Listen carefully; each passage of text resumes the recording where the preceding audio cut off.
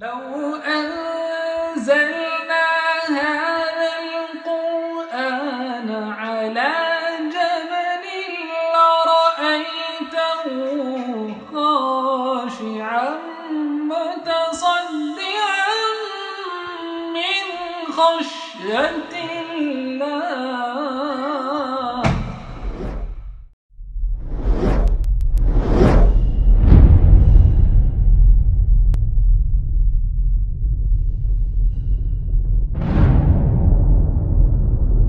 معزز ماؤں اور محترم بہنوں، السلام علیکم ورحمۃ اللہ وبرکاتہ۔ آج اس جگہ پر آپ سب لوگوں کا میں ناز خلیق بنت خلیق الرحمن تہہ دل سے آپ کا استقبال کرتی ہوں۔ آج یہاں پر معاشرے کی اصلاح کے لیے عام خطاب کے لیے یہاں پر پروگرام رکھا گیا ہے، جس کا آغاز میں چاہتی ہوں کہ اللہ تعالیٰ کے کلام پاک کے بیان سے کیا جائے۔ اس کے لیے میں اناؤنس کر رہی ہوں جویریہ کو، جو یہاں گورکھ ناتھ میں موجود مدرسہ ہے، جو ابھی 2-3 سالوں سے کھلا ہے اور لڑکیوں کی اسلامی تعلیم کے لیے سرگرم ہے اور بہت اچھے سے اپنی خدمت کو انجام دے رہا ہے۔ وہ یہاں 2nd ایئر کی طالبہ ہیں۔ جویریہ۔ السلام علیکم ورحمۃ اللہ وبرکاتہ۔ اعوذ باللہ من الشیطان الرجیم۔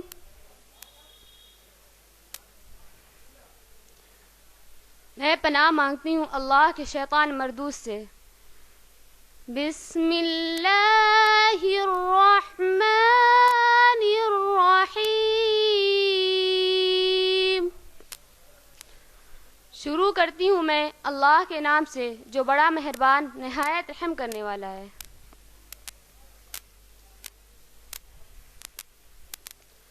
الرحمن علم القرآن۔ وہ رحمان ہے جس نے ہمیں قرآن کی تعلیم دی۔ خلق الانسان علمہ البیان۔ اسی نے انسان کو پیدا کیا پھر اس کو گویائی سکھائی۔ الشمس والقمر بحسبان۔ سورج اور چاند ایک حساب میں چلتے ہیں۔ والنجم والشجر يسجدان۔ اور سورج اور درخت سب اسی کے آگے سجدہ کرتے ہیں۔ والسماء رفعها ووضع الميزان۔ اور اسی نے آسمان کو بلند کیا اور اسی نے ترازو کو قائم کیا۔ اللہ تطغوا فی المیزان۔ تاکہ تم تولنے میں کمی بیشی نہ کرو۔ وَأَقِيمُوا الْوَزْنَ بِالْقِسْطِ وَلَا تُخْسِرُوا الْمِيزَانَ۔ اور انصاف اور حق رسانی کے ساتھ وزن کو ٹھیک رکھو اور تول میں کمی نہ کرو۔ وَالْأَرْضَ وَضَعَهَا لِلْأَنَامِ۔ اور اسی نے خلقت کے واسطے زمین کو اس کی جگہ رکھ دیا۔ فِيهَا فَاكِهَةٌ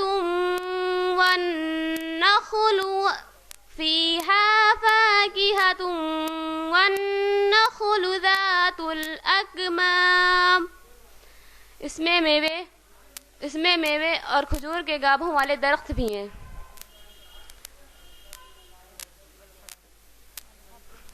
وَالْحَبُّ ذُو الْعَصْفِ وَالرَّيْحَانِ۔ اور پھولوں والا غلہ اور بھوسے والا غلہ اور خوشبودار پھول بھی.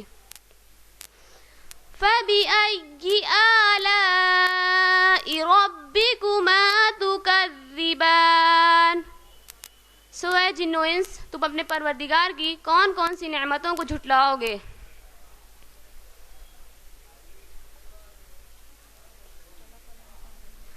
خلق الانسان من صلصال کالفخار.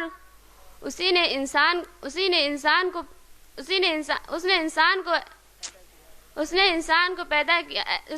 کو ایسی مٹی سے پیدا کیا جو ٹھیکرے کی طرح بجتی تھی. وَخَلَقَ الْجَانَّ مِن مَّارِجٍ مِّن نَّارٍ. اور جنات کو خالص آگ سے پیدا کیا. فَبِأَيِّ آلَاءِ رَبِّكُمَا تُكَذِّبَانِ. سو ہے جن و انس تم اپنے پروردگار کی کون کون سی نعمتوں کو جھٹلاؤ گے. رب المشرقین ورب المغربین. وہ مشرق اور مغرب دونوں کا مالک ہے. فَبِأَيِّ آلَاءِ رَبِّكُمَا تُكَذِّبَانِ. سو ہے جن و انس تم اپنے پروردگار کی کون کون سی نعمتوں کو جھٹلاؤ گے. مرج البحرین یلتقیان. اس نے دو دریاؤں کو ایک جیسا بنایا جو ظاہر میں ایک ملی ہوئی ہیں. بینہما برزخ لا یبغیان. اور حقیقتاً ان دونوں کے درمیان ایک قدرتی حجاب ہے جس سے وہ آگے نہیں بڑھ سکتی. فَبِأَيِّ آلَاءِ رَبِّكُمَا تُكَذِّبَانِ.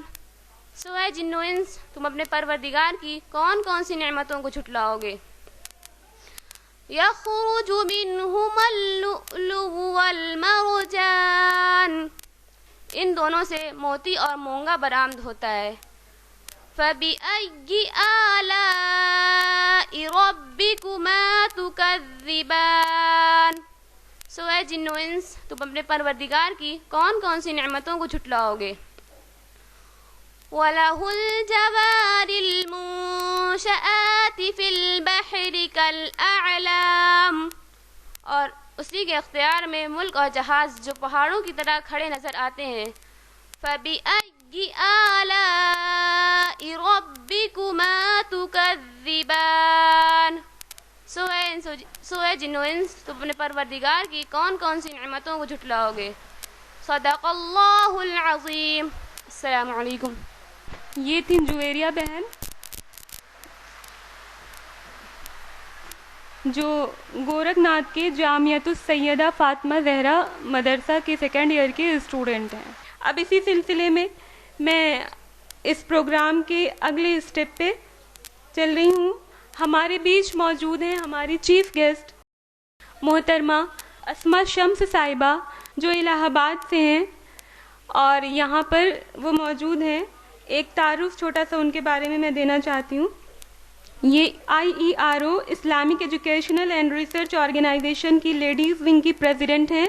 اس کے ساتھ ہی ساتھ ماشاء اللہ تقویٰ اسلامک اسکول الہ آباد کی پرنسپل ہیں. اور یہ آج جس ٹاپک پہ ہم ان کی باتوں کو سنیں گے ان کی باتوں سے فائدہ اٹھائیں گے وہ ٹاپک ہے مسلمانوں کی موجودہ صورتحال اور خواتین کی ذمہ داریاں. الحمدللہ رب العالمین والصلاة والسلام علی سید المرسلین وخاتم النبیین محمد الامین وعلی آلہ واصحابہ اجمعین. اما بعد واعوذ باللہ من الشیطان الرجیم. بسم اللہ الرحمن الرحیم. ان اللہ یرفع بہذا الکتاب اقواما ویدہ بہ آخرین. بسم اللہ الرحمن الرحیم. رب اشرح لی صدری ویسر لی امری واحلل عقدۃ من لسانی یفقہوا قولی. ڈائس پر تشریف فرما محترمہ عائشہ خاتون صاحبہ، شہر گورکھپور کی میری معزز بزرگوں اور عزیز بہنوں، آپ سبھی کا تہہ دل سے خیر مقدم ہے۔ السلام علیکم ورحمۃ اللہ وبرکاتہ۔ جیسا کہ آپ کے علم میں آ چکا ہے، میری آج کی اس گفتگو کا موضوع ہے مسلمانوں کی موجودہ صورتحال اور خواتین کی ذمہ داریاں۔ ہم مسلمانوں کو اللہ سبحانہ و تعالی نے خیر امہ بنایا ہے۔ رسول اللہ صلی اللہ علیہ وسلم کی بعثت سے پہلے دنیا ظلم و ناانصافی اور جہالت کے اندھیروں میں غرق ہوا چاہتی تھی۔ ہر طرف ناانصافی، ظلم، استحصال، قتل و غارت گری، جھوٹ اور تمام طرح کی اخلاقی برائیاں، بد اخلاقی، بد کرداری بالکل عام تھی۔ اس طرح انسان کا دشمن ہو گیا تھا۔ ہر طرف لوٹ کھسوٹ اور ہر طرف برائیوں کا بول بالا تھا۔ ایسے میں اللہ تعالی نے سید المرسلین، خاتم النبیین، محمد مصطفیٰ، احمد مجتبیٰ صلی اللہ علیہ وسلم کو مبعوث فرمایا اس نور کے ساتھ جس کو ہم قرآن کہتے ہیں۔ اللہ سبحانہ و تعالی نے محمد رسول اللہ صلی اللہ علیہ وسلم پر یہ قرآن مجید نازل کیا تاکہ آپ صلی اللہ علیہ وسلم تمام گمراہی کے اندھیروں سے انسانیت کو نکال کر اجالے میں لے آئیں، ہدایت کی روشنی میں لے آئیں۔ اس کتاب کی جو صفت رسول اللہ صلی اللہ علیہ وسلم نے خود بیان کی ہے وہ یہ ہے، مذکور ہے صحیح مسلم جلد نمبر 2، کتاب فضائل قرآن، صفحہ نمبر 287، عن عمر رضی اللہ عنہ قال قال رسول اللہ صلی اللہ علیہ وسلم ان اللہ یرفع بهذا الکتاب اقواما ویدہ به آخرین۔ حضرت عمر رضی اللہ عنہ راوی ہیں، فرماتے ہیں کہ اللہ کے رسول صلی اللہ علیہ وسلم نے فرمایا اللہ تعالیٰ اسی کتاب کے ذریعے سے قوموں کو اٹھائے گا اور اسی کے ذریعے سے اسی کو ترک کر دینے کے باعث انہیں پٹخ کر رکھ دے گا، انہیں رسوا کر دے گا، انہیں خار کر دے گا۔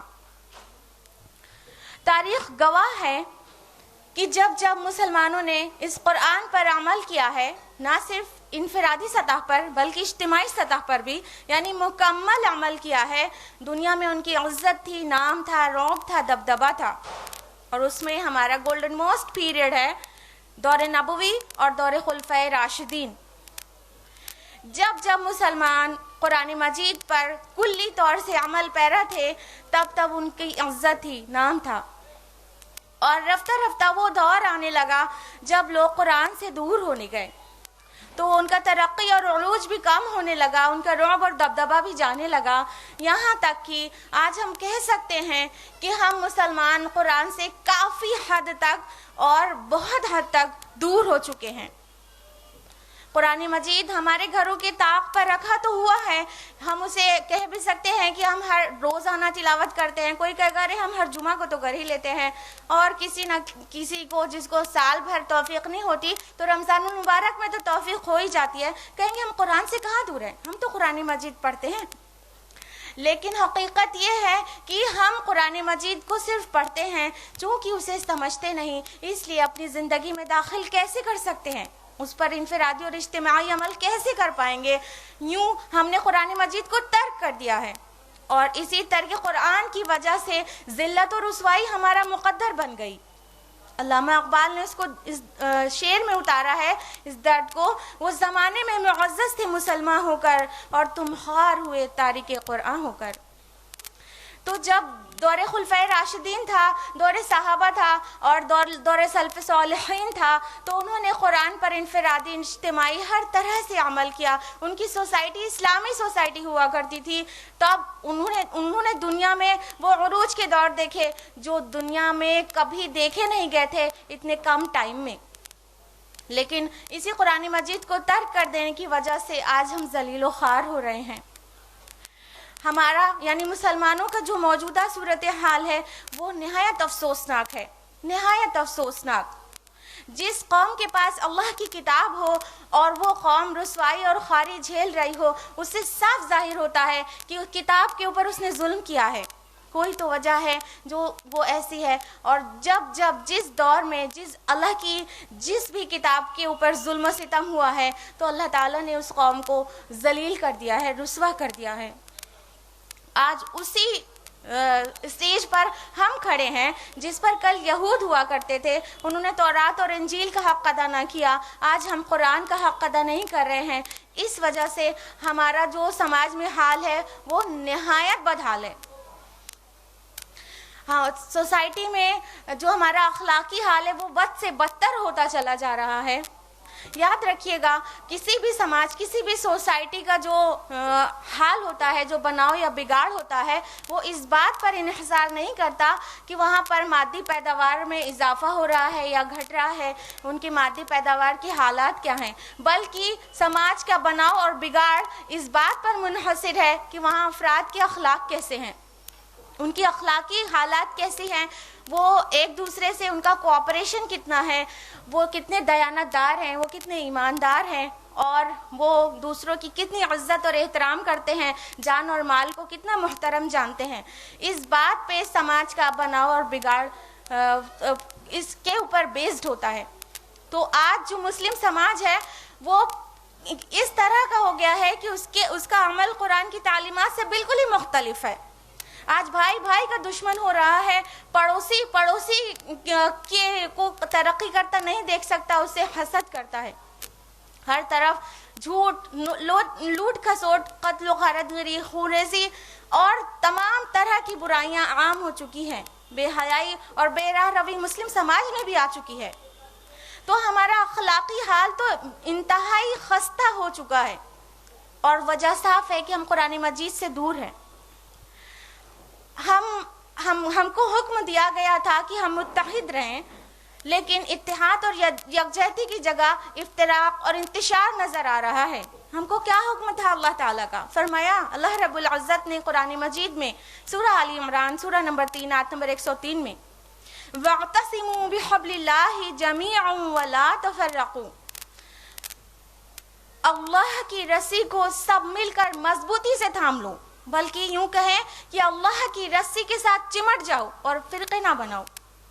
اللہ تعالیٰ نے ہمیں یہ تاکیدی حکم دیا تھا کہ ہم اللہ کی رسی حبل اللہ یعنی قرآن مجید کے ساتھ چمٹ جائیں اور فرقے نہ بنائیں. چونکہ ہم نے حبل اللہ کو چھوڑ دیا، اللہ کی رسی کو چھوڑ دیا، اس لیے انتشار میں مبتلا ہو گئے. ہم بالکل ڈیوائیڈ ہو چکے ہیں، بالکل الگ الگ ہو چکے ہیں، فرقوں میں بٹ چکے ہیں، جس کی وجہ سے ہماری طاقت چلی گئی ہے.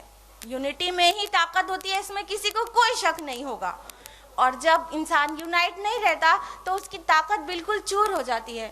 آج یہی ہمارا حال ہے کہ ہم انٹرنیشنل لیول پر ہماری کوئی حیثیت نہیں ہے. آج دیکھیے کہ دنیا میں اتنے مسلمان ہونے کے باوجود کئی ممالک ایسے ہیں جہاں پر اسلام پر عمل کرنا، عبادتیں بجا لانا مشکل ہو رہا ہے. کل تک یہ حال چین میں تھا تو آج ہندوستان تک پہنچ چکا ہے. گزشتہ سال چین میں رمضان المبارک میں کتنے ہی مسلمانوں کے گھر پولیس نے چھاپے مار کر مسلمانوں کے روزے توڑوا دیے، جبراً ان کو روزہ توڑنے پر مجبور کر دیا. تو آج سیم صورتحال ہندوستان میں بھی آ پہنچی ہے. آپ کو معلوم ہوگا ابھی 1 مہینے سے کم ہوا ہے، 17 جولائی 2014 اسی رمضان میں پارلیمنٹ کے اندر شیو سینا کے ایک ایم پی نے ایک مسلمان روزے دار کو جبراً روٹی کھلا کر اس کا روزہ توڑوا دیا. پارلیمنٹ کے اندر جہاں پر قانون سازی ہوتی ہے وہاں پر قانون توڑا جا رہا ہے. اس ہندوستان میں ہم کو یہ حق بنتا ہے، انڈین کانسٹیٹیوشن یہ ہمیں رائٹ دیتا ہے کہ کوئی بھی انسان اپنے کسی بھی مذہب کو پریکٹس کر سکتا ہے، پریچ کر سکتا ہے، پروپیگیٹ بھی کر سکتا ہے، عمل بھی کر سکتا ہے اور اسے پھیلا بھی سکتا ہے، اس کی تبلیغ بھی کر سکتا ہے. جو کانسٹیٹیوشن ہمیں یہ رائٹ دیتا ہے وہاں پر اس کانسٹیٹیوشن جہاں بنایا جاتا ہے وہاں پر لا کو توڑا گیا، باوجود اس کے ہندوستان میں کوئی احتجاج نظر نہیں آیا. کیا یہ معمولی بات تھی کہ ہم کو ہماری عبادت پر ہم پوری عبادت کی آزادی نہیں ہے؟ وہ بھی پارلیمنٹ کے اندر ایسا ہو گیا. لیکن ہم نے دیکھا کہ پچھلے 1 مہینے میں کوئی بھی ہندوستان میں ایسا کوئی خاص احتجاج، کوئی خاص پروٹیسٹ نظر نہیں آیا. ہم مسلمانوں کی یکجہتی کو کیا ہو گیا ہے؟ 2010 میں سرکوزی حکومت نے فرانس میں نقاب پہ خواتین کے پابندی لگا دی، تو آج برطانوی عدالت اس پر مہر لگا رہی ہے.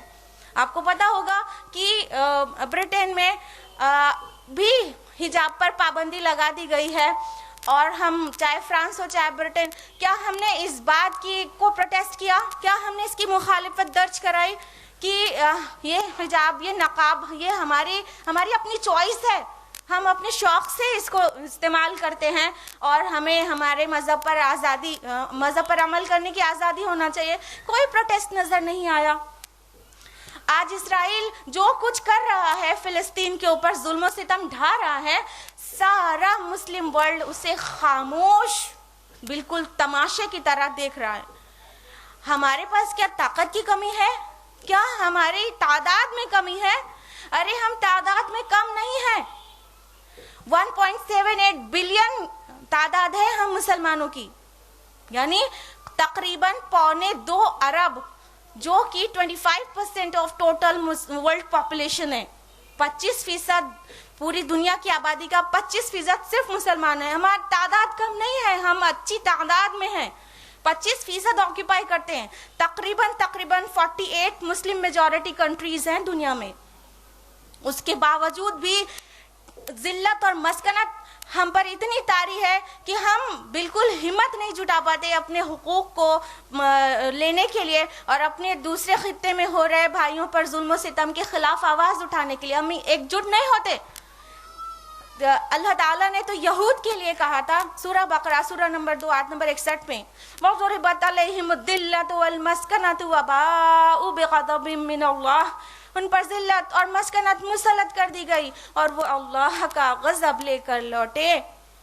یہ یہود کے لیے کہا گیا تھا، بنی اسرائیل کے لیے کہا گیا تھا. آج وہی مسکنت ہم پر مسلط ہے. کم ہمتی، ہمت نہیں ہے، حوصلہ نہیں ہے. نہ ہی اپنے بھائیوں اور بہنوں کی مدد کرنے کا حوصلہ ہے، نہ ہی اپنے حقوق کے لیے اپنے وائس کو ریز کرنے کا حوصلہ ہے. یہ ہم کو کیا ہو گیا ہے؟ یہ انٹرنیشنل لیول پر ہماری کیا پوزیشن ہے؟ آپ دیکھیے کہ 48 مسلم میجورٹی کنٹریز ہونے کے باوجود ہمارا انٹرنیشنل لیول پر یہ پوزیشن ہے ہماری کہ ایک بھی انٹرنیشنل سمٹس میں کسی بھی مسلم کنٹری کی کوئی ممبرشپ نہیں ہے. G7, G9, G20 کسی انٹرنیشنل سمٹ میں مسلم کنٹریز کی کوئی بھی ممبرشپ نہیں ہے. گویا دنیا ہمیں یہ دکھا رہی ہے کہ ہم آپ کو اپنے برابر نہیں سمجھتے. یہ ہمارا حال ہے. کس قدر ذلت و رسوائی اور پستی. مولانا حالی نے اپنی مسدس میں لکھا ہے، پستی کا کوئی حد سے گزر نہ دیکھے، اسلام کا گر کر نہ ابھر نہ دیکھے، مانے نہ کبھی کہ مد ہے ہر جزر کے بعد، دریا کا ہمارے جو اتر نہ دیکھے. ہم اس قدر ذلیل اور رسوا اور خوار ہو رہے ہیں پوری دنیا میں، اتنی تعداد میں ہونے کے باوجود، اور جس کے پاس اللہ کی کتاب ہو، اس اللہ کی کتاب کے حامل ہونے کے باوجود بھی ہمارا یہ حال ہے. گویا اللہ کا وعدہ صادق آ گیا. فرمایا سورہ توبہ سورہ نمبر 9 آیت نمبر 67 میں، نسوا اللہ فنسیہم. انہوں نے اللہ کو بھلا دیا تو اللہ نے ان کو بھلا دیا. ہم نے اللہ کو بھلا دیا، اللہ کی کتاب کے حامل ہونے کے باوجود اللہ کی کتاب پر عمل نہیں کرتے تو اللہ نے ہمیں بھلا دیا، اپنی رحمت سے محروم کر دیا. یہ ہمارا حال ہے، یہ ہمارا معاشرتی حال ہے انٹرنیشنل لیول پر. ہمارا تعلیمی حال بھی کچھ اچھا نہیں ہے. ہم اپنے ملک ہندوستان میں ہی دیکھیں تو ہم تعلیم میں بھی پستی میں ہیں، بہت پیچھے ہیں. ٹائمز آف انڈیا کی 30 دسمبر 2012 کی ایک رپورٹ کے مطابق انڈیا میں لٹریسی ریٹ ہے 74%، جبکہ مسلمز کی لٹریسی ریٹ ہے 67.6%. ہم ہندوستان میں رہ کر بھی اپنے ہندوستان کے اور بھائیوں بہنوں سے لٹریسی میں بھی بہت دور ہیں. ہم پڑھنے لکھنے میں پیچھے ہیں, بہت پیچھے ہیں وہ قوم جس کے لیے علم حاصل کرنا فرض ہے. گورنمنٹ جو بھی پلانز لاتی ہے مائنورٹیز کے لیے, مسلمس کو مائنورٹی جانا جاتا ہے نا, یا ہم اقلیت میں ہیں, اقلیت کے لیے جو بھی گورنمنٹ کے پلانز ہوتے ہیں اس سے بھی ہم یا تو فائدہ نہیں اٹھاتے یا ہمیں اٹھانے نہیں دیا جاتا. گورنمنٹ کا ایک پلان تھا کستوربا گاندھی بالیکا ودیالیہ 2011-12 کے انرولمنٹ کے مطابق اس میں ایس سی کا انرولمنٹ ہوا 27%, ایس ٹی کا انرولمنٹ ہوا 28% اور مسلمز انرولڈ ہوئے صرف 9%. یعنی ہندوستان میں ہمارا تعلیمی حال ایس سی ایس ٹی سے بھی گیا گزرا ہے. اللہ کی کتاب کی حامل قوم اور پسماندہ طبقے سے بھی پسماندہ. ہائر ایجوکیشن میں بھی ہمارا یہی حال ہے. یو جی سی کی 2000 کی رپورٹ کے مطابق G E R gross enrolment ratio جو ہے, یعنی ہائر ایجوکیشن میں جتنے لوگ انرولڈ ہوئے اس میں جنرل ہندو ہے 19.71%, سکھ جو انرولڈ ہوئے ان کا پرسنٹیج ہے 11.28%, ایس ٹی 6.16% اور مسلمز ہیں 5.34% اونلی. یعنی ہائر ایجوکیشن میں, اعلیٰ تعلیم میں بھی ہم ایس سی ایس ٹی سے زیادہ نیچے پسماندہ ہیں. یہ ہے ہمارا تعلیمی حال اس ملک میں, اس قوم کا جس کو فرض ہے علم حاصل کرنا. ہمارا معاشی اور سیاسی حال بھی کچھ اچھا نہیں ہے. میری گفتگو کا جو اکثر حصہ ہے وہ مشتمل ہوگا خواتین کی ذمہ داریوں پر کہ ان کا کیا رول ہے سماج میں. چونکہ معاشی اور سیاسی چیزوں میں ہم خواتین کا کچھ خاص کنٹریبیوشن نہیں ہو سکتا ہے, اس لیے ہم اشارہ کرتے ہوئے گزریں گے کہ ہمارا سیاسی حال تو ایسا ہے کہ آپ اندازہ لگا سکتی ہیں کہ آپ کی جو لوک سبھا الیکشن ہوا ہے 2014, لوک سبھا الیکشن 2014 ابھی جو ہوا ہے, 80 سیٹس تھی یو پی کی, اس میں سے ایک بھی ایم پی مسلمان نہیں ہے. اب اس سے اندازہ لگایا جا سکتا ہے کہ ہم سیاسی لحاظ سے بھی کتنے پسماندہ ہیں. تو یہ ہمارا حال ہے, یہ ہمارے کنڈیشن ہے ہم مسلمانوں کی ہندوستان میں. اب ہم جانیں گے کہ ہمارا ملی حال کیا ہے, دعوتی حال کیا ہے, ہم اپنے فرض منصبی پر کس حد تک کامیاب ہیں, اس ڈیوٹی پر کس حد تک موجود ہیں. ہم مسلمانوں کو اللہ تعالیٰ نے ایک کام فرض کیا, فرمایا سورہ آل عمران سورہ نمبر 3 آیت نمبر 110 میں, کنتم خیر امۃ اخرجت للناس, آپ خیر امہ ہیں, آپ دنیا کے سب سے بہترین لوگ ہیں, you are the best of the people. اور اخرجت للناس, جو لوگوں کے لیے برپا کیے گئے, نکالے گئے. تأمرون بالمعروف وتنہون عن المنکر, کہ آپ حق کی طرف بلاتے ہیں اور برائی سے روکتے ہیں. وتؤمنون باللہ, اور اللہ پر ایمان رکھتے ہیں. اللہ سبحانہ تعالیٰ نے فرمایا آپ خیر امہ ہے, آپ کا یہ کام ہے, ڈیوٹی ہے کہ آپ حق کی طرف بلائیں اور برائی سے روکیں, اسی لیے خیر امہ ہے, اسی لیے بیسٹ آف دا پیپل ہے, کیونکہ یہ کام آپ کا ہے, یہ ڈیوٹی آپ کی ہے, یہ ذمہ داری ہے. مگر ہمارا حال یہ ہے کہ ہم اپنے فرض منصبی سے بالکل غافل ہو چکے ہیں. کتنے ہی مسلمانوں کو یہ پتہ تک نہیں ہوتا کہ یہ بھی ان کا فرض ہے کہ وہ حق کی طرف بلائیں اور برائی سے روکیں, وہ دعوت و تبلیغ کا کام کریں. اور خواتین وہ تو اکثر ہی غافل ہیں, ہم کو پتہ تک نہیں ہے, جبکہ باطل چیزوں میں, ناحق چیزوں میں بڑے نام کما رہے ہیں. آپ دیکھیں فلم انڈسٹری میں, دیکھیے بیسٹ ایکٹر ہے تو مسلمان, بیسٹ سنگر مسلمان, بیسٹ کوریوگرافر مسلمان, تو بیسٹ میوزک ڈائریکٹر مسلمان. ہر دور میں یہ ہم کہاں باطل چیزوں میں, ناحق چیزوں میں, حرام چیزوں میں اتنے نام روشن کر رہے ہیں, اور کتنے مسلمان ہیں جو داعی ہیں, جو اللہ کے دین کی طرف خیر کی طرف بلانے والے اور برائی سے روکنے والے کتنے مسلمان ہیں؟ ہمارا حال تو یہ ہے کہ جتنے غیر عرب مسلمان ہیں ان میں سے 0.0001% مسلمز ایسے ہیں جو قرآن مجید کو سمجھ کر پڑھتے ہیں. غیر عرب مسلمان میں 0.0001% مسلمز ہی خالی قرآن مجید کو سمجھ کر پڑھتے ہیں. جب قرآن ہی نہیں سمجھ میں آتا تو دعوت کا کام کرنا گنجائش ہی پیدا نہیں ہوتی. جب قرآن ہی نہیں جانتے تو قرآن کی دعوت پہ ہم دعوت کیا کریں گے؟ تو یہ ہے ہمارا فرض منصبی کے متعلق حال. ہم غافل ہیں اپنے اس کام سے جس کے لیے ہمیں نکالا گیا ہے، جس کے لیے ہمیں دنیا میں بھیجا گیا ہے، جس کے لیے ہمیں مسلمان بنایا گیا ہے. ہم اسی سے غافل ہیں.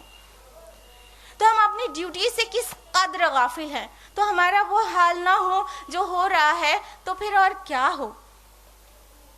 تو اب ہمیں ضرورت ہے اویئر ہونے کی، ہوش مند ہونے کی، ہوش میں آنے کی. اب چونکہ میرا خطاب آپ خواتین سے ہے، آپ بہنوں سے ہے، اس لیے ظاہر بات ہے کہ ہم آپ کو یہ ریمائنڈ کرائیں گے کہ ہم خواتین کی کیا ڈیوٹیز ہیں، ہم خواتین کی کیا ذمہ داریاں ہیں سماج سدھار میں، اور مسلمانوں کی اصلاح اور دعوت و تبلیغ اور معاشرے میں جو بھی گڈ چینجز ہم ایکسپیکٹ کرتے ہیں اس میں ہم کیا رول پلے کر سکتے ہیں. خواتین کی جو ریسپانسبلٹیز ہیں، لائبلٹیز ہیں، جو ذمہ داریاں ہیں، اس میں سب سے اہم ہے اس کی خانگی ذمہ داری، یعنی ڈومیسٹک ریسپانسبلٹیز، وہ ذمہ داری جو گھر کے متعلق ہے.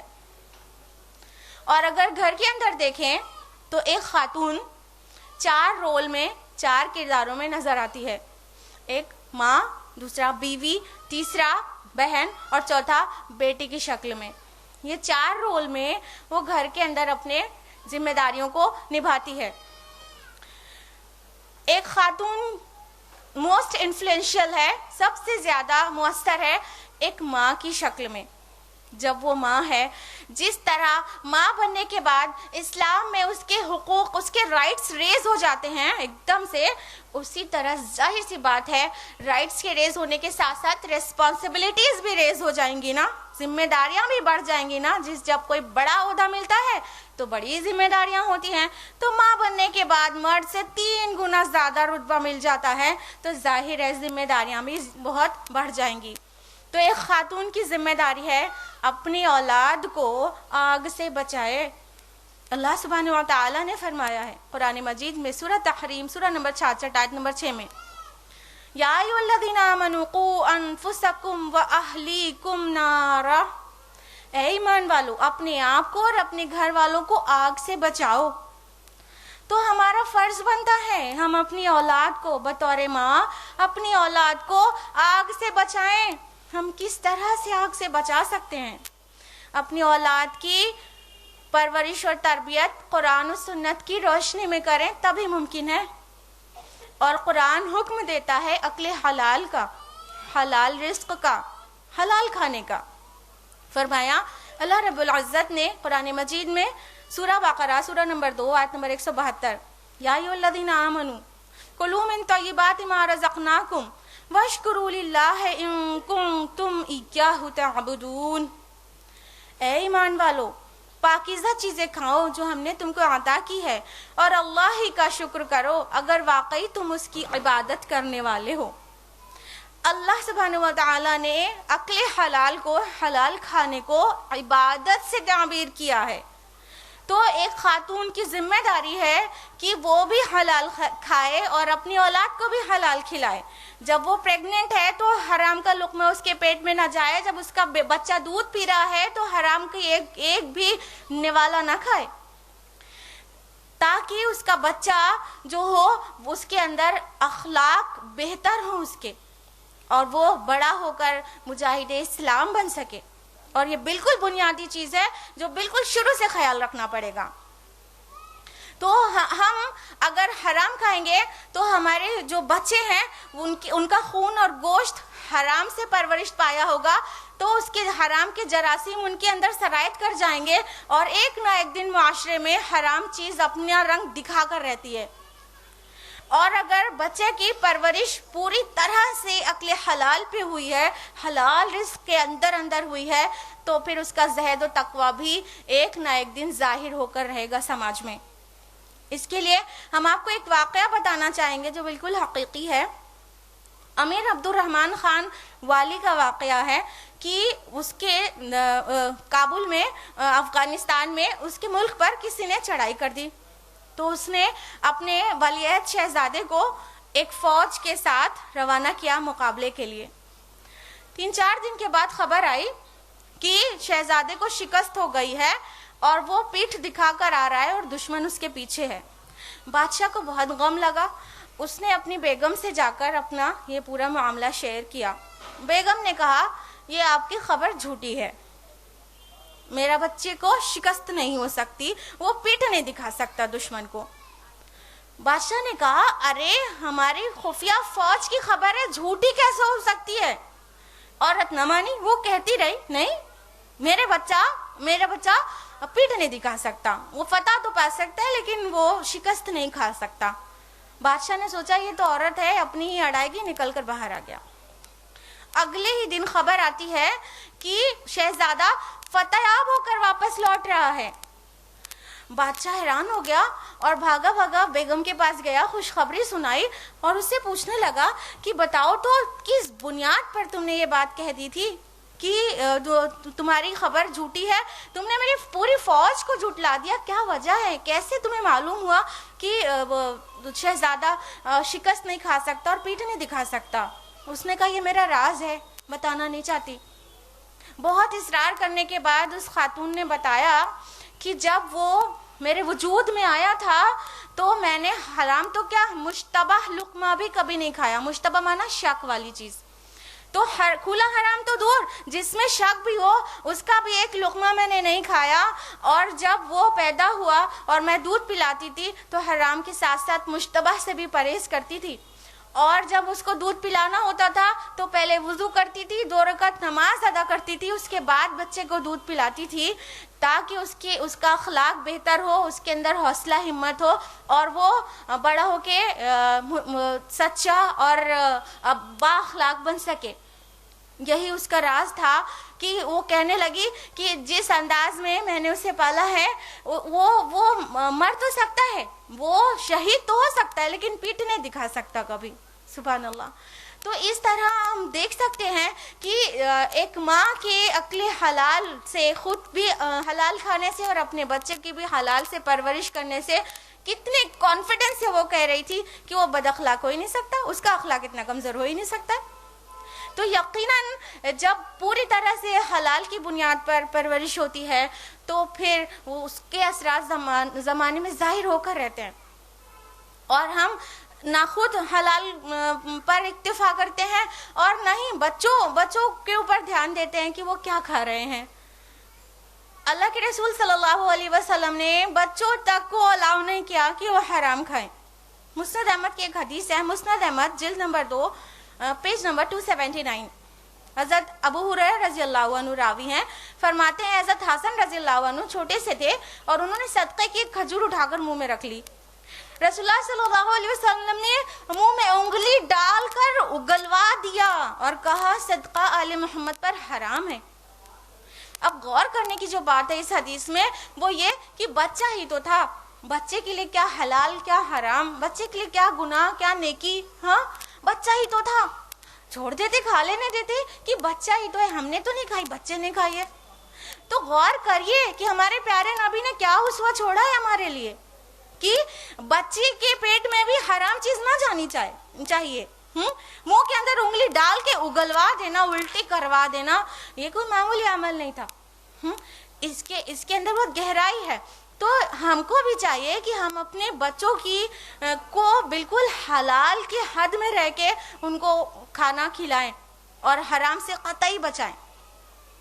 یہ تو بنیادی چیزیں جو سب سے پہلے ہونی ہے۔ اس کے علاوہ ہم ان کی تعلیم اور تربیت کا ایسا عمدہ انتظام کریں کہ دنیا دیکھتی رہ جائے۔ آپ دیکھیے کہ ہمارے جتنے بھی اسلاف گزرے ہیں ان میں سے بہتوں کی بلکہ اکثروں کی ماں کا ہی رول تھا اس میں جو وہ اتنے لائق ہوئے ہیں۔ اس میں بہت لوگ ہیں. اس میں سے ایک امام بخاری کی والدہ کے بارے میں ہم ذکر کرنا چاہیں گے. امام بخاری کی والدہ نے امام بخاری کو اکیلے پالا ہے. جب امام بخاری رحمۃ اللہ علیہ بہت چھوٹے سے تھے تبھی ان کے والد کا انتقال ہو گیا تھا. ان کی تعلیم اور تربیت اور سارا انتظام پرورش کا ان کی والدہ نے کیا. بہت چھوٹے سے تھے امام بخاری, ان کی آنکھوں کی روشنی چلی گئی. ماں اتنی شوقین تھی کہ میرے بچے کو کچھ بنانا ہے اور وہ نابینا ہو جاتا ہے. ایسی پارسا ماں تھی کہ اس نے گڑ گڑا کے اللہ سے دعا کی کہ اللہ تعالیٰ اس کے بچے کی بینائی لوٹ آئے. رات کو سوتی ہے تو ابراہیم علیہ السلام کو خواب میں دیکھتی ہے اور وہ کہتے ہیں کہ تیرے نور نظر اور لخت جگر کو پھر سے نور نظر سے نوازا گیا. جب صبح کو اٹھتی ہے تو دیکھتی ہے امام بخاری کی رحمۃ اللہ علیہ کی آنکھوں کی روشنی واپس آ چکی ہے. اللہ کو تو کچھ اور ہی منظور تھا. اللہ تعالیٰ کو تو انہیں سید المحدثین بنانا تھا. اور اس ماں کی دعا دیکھیے, ایک کتنی نیک اور پارسا ماں تھی کہ اس کی دعا میں اتنی طاقت تھی کہ اللہ تعالیٰ نے جیسے میراکیولسلی اس کے بچے کی آنکھوں میں شفا دے دیا اور امام بخاری پھر سے دیکھنے والے ہو گئے. اور امام بخاری 11-12 سال کی عمر میں باقی محدثین کو بالکل ہرا دیتے تھے. ان کے سامنے جب وہ 11 سال کے, جب وہ 16 سال کے تھے, بڑے بڑے محدثین ٹھہر نہیں پاتے تھے. ان کا علم ایسا تھا, وہ کلاسز اٹینڈ کرتے تھے تو لکھتے نہیں تھے, بلکہ ان کو ساری حدیث پوری روایت کی چین کے ساتھ لرن ہو جاتی تھی. ایسی ان کی ماں نے ان کو زبردست تعلیم اور تربیت دی تھی. تو ہمیں بھی ضرورت ہے اپنی اولاد کو اچھی تعلیم دینے کی. یاد رکھیے گا کہ اسلام میں علم دین علم دنیا جیسی کوئی تفریق نہیں ہے. قرآن اور حدیث میں علم دین اور علم دنیا کا کوئی ڈویژن نہیں ہے. اگر کوئی اصطلاح ملتی ہے حدیث میں تو ہے علم نافع, نفع بخش علم. لیکن یہ دین کا علم ہے یا دنیا کا علم ہے, ایسا کوئی ڈویژن نہیں ملتا ہے. نہ ہی قرآن مجید میں ملتا ہے, نہ کسی بھی حدیث میں ملتا ہے. بلکہ ان دونوں کا کمبینیشن ہونا چاہیے. جو علم نافع ہے, نفع بخش علم ہے, وہ حاصل کرنا وہ امپورٹنٹ ہے. نفع بخش علم ہونا چاہیے, فائدے والا علم ہونا چاہیے. اسلام ہرگز یہ نہیں سکھاتا کہ دین کی کچھ تعلیمات پر سمٹ کر رہ جاؤ اور دنیا سے صرف نظر کر لو. ایسا نہیں سکھاتا, بلکہ اسلام تو یہ سکھاتا ہے. سورہ بقرہ سورہ نمبر 2 آیت نمبر 201 میں دعا ہے جو سب سے زیادہ معروف ہے دنیا میں, ربنا آتنا فی الدنیا حسنہ وفی الآخرۃ حسنہ وقنا عذاب النار. کہ اے ہمارے رب ہمیں دے دنیا میں بھی خیر اور آخرت میں بھی خیر, اور بچا لے ہمیں آگ کے عذاب سے. یہ دعا اپنے آپ میں واضح کرتی ہے کہ دنیا کی خیر و بھلائی بھی مانگا جا سکتا ہے اور آخرت کی خیر و بھلائی بھی.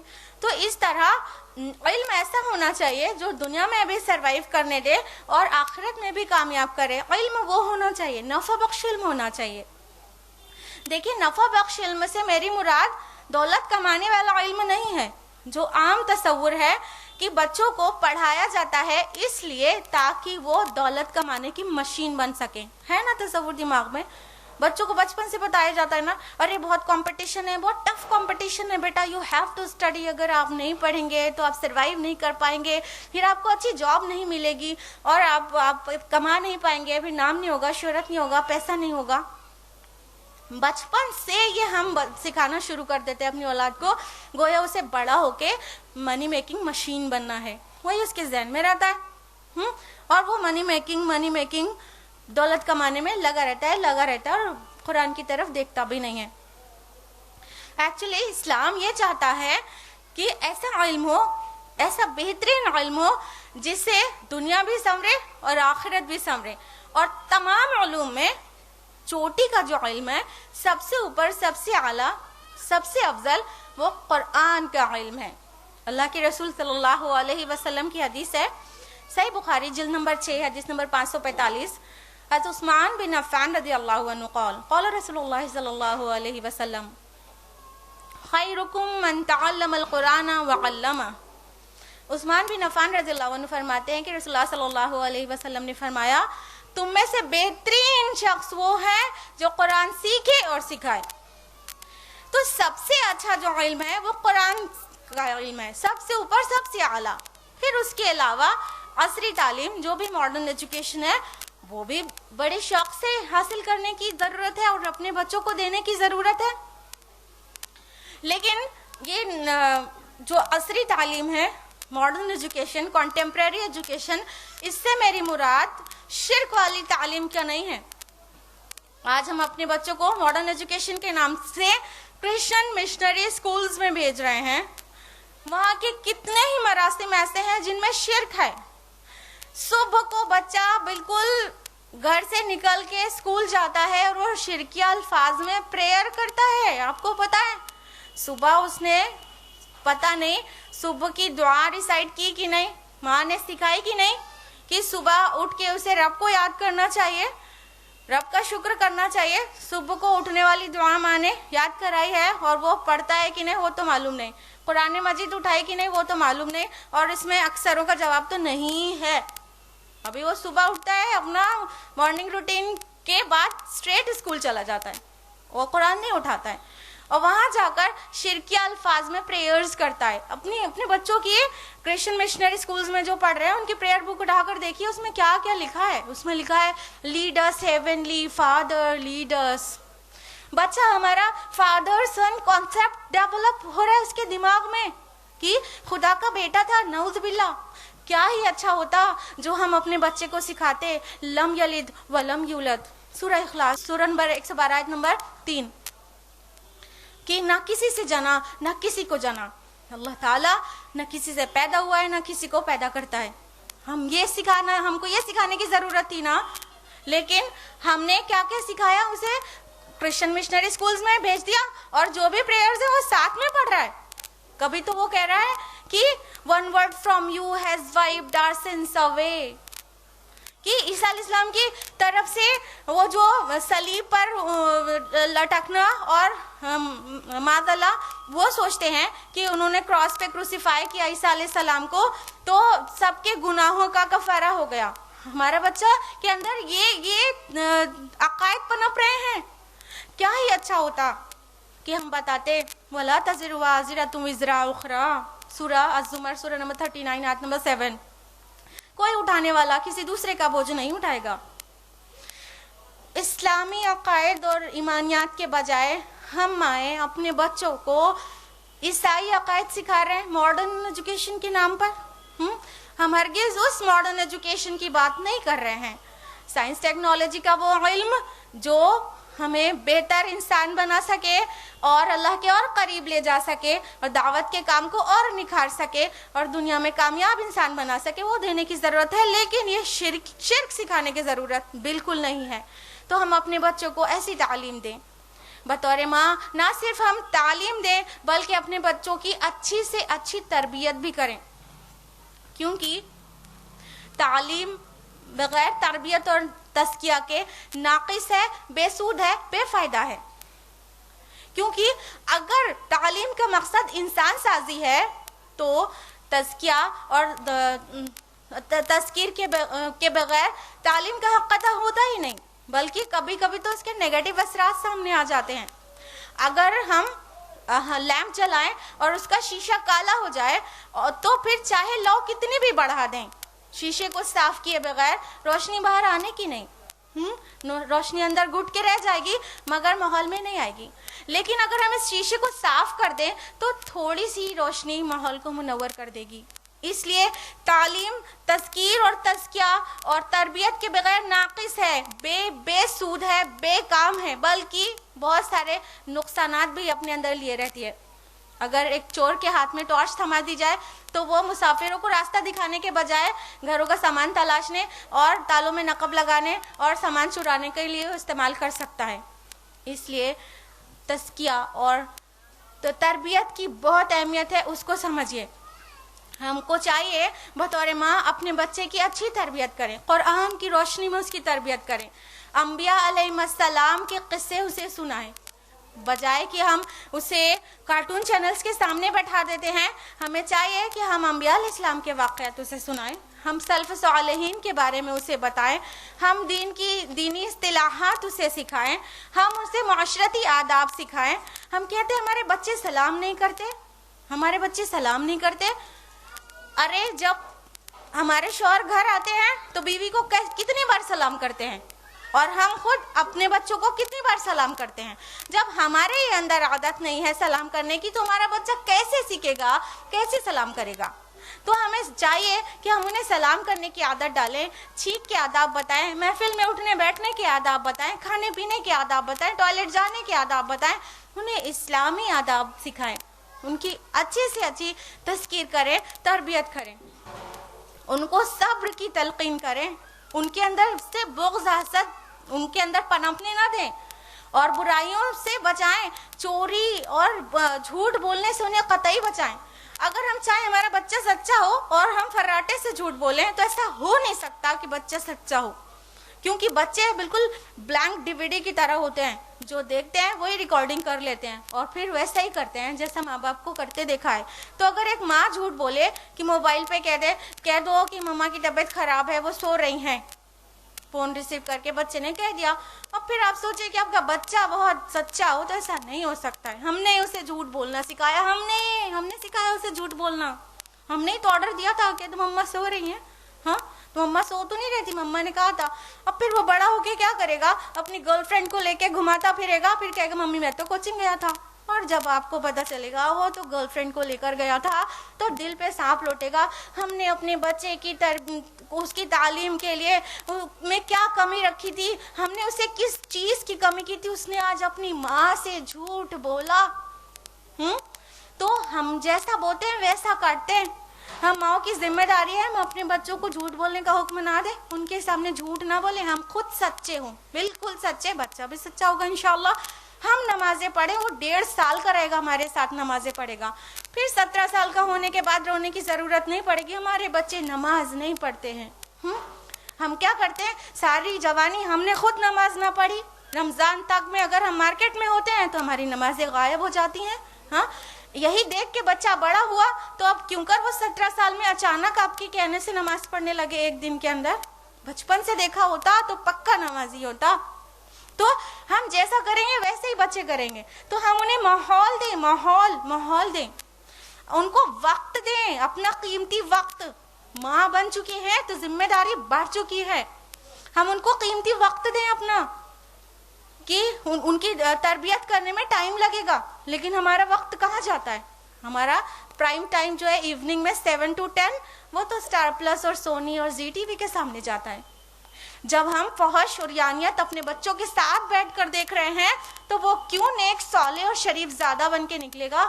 کیوں نکلے گا؟ بہت کڑوی بات ہے، بہت کڑوی بات ہے بہنوں. ہم آپ کا دل نہیں دکھانا چاہتے ہیں مگر یہ سچائیاں ہیں جو بیان کر رہے ہیں. تو بطور ماں ہماری ذمہ داری ہے کہ ہم اپنے ٹائم کو اسٹار پلس اور چینل سے ریلیز کریں، رسالوں اور میگزین سے پاکیزہ آنچل، مہکتا آنچل اور نہ جانے کون کون سے آنچل سے بچا کے اپنے بچے کو دیں، اس کی تربیت کریں، اسے اچھی باتیں بتائیں، اسے قرآن پڑھ کے سنائیں. تو انشاءاللہ وہ بڑا ہو کے ہمارا نام روشن کرے گا اور ہمارے لیے ثواب جاریہ کا ذریعہ بنے گا.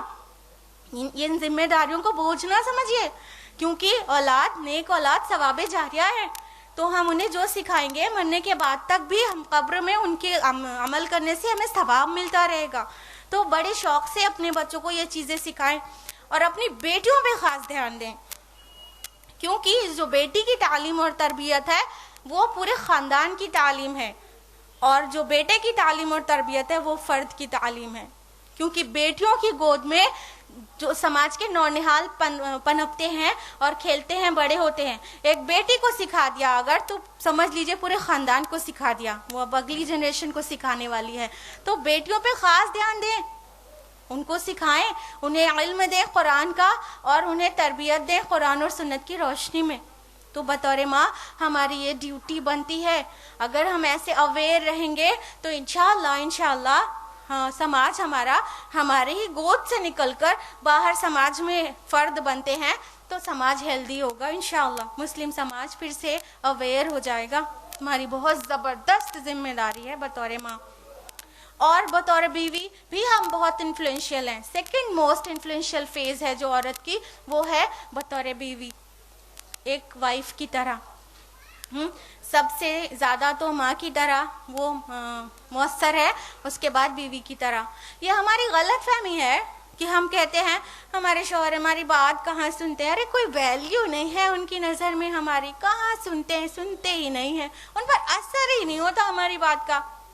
یہ ہماری غلط فہمی ہے. شوہر پر بڑا اثر رہتا ہے ہمارا. ہم خواتین ایک بیوی کی حیثیت سے بہت مؤثر ہیں. آپ اطمینان رکھیے, خوش ہو جائیے. ہم آپ یہ بات ایسا ہی نہیں کہہ رہے, ہم قرآن سے اس کا ثبوت پیش کرنے والے ہیں. آپ پڑھیے سورہ قصص, سورہ نمبر 28 آیت نمبر 9. اس میں فرعون کی بیوی اور فرعون کا ذکر ہے.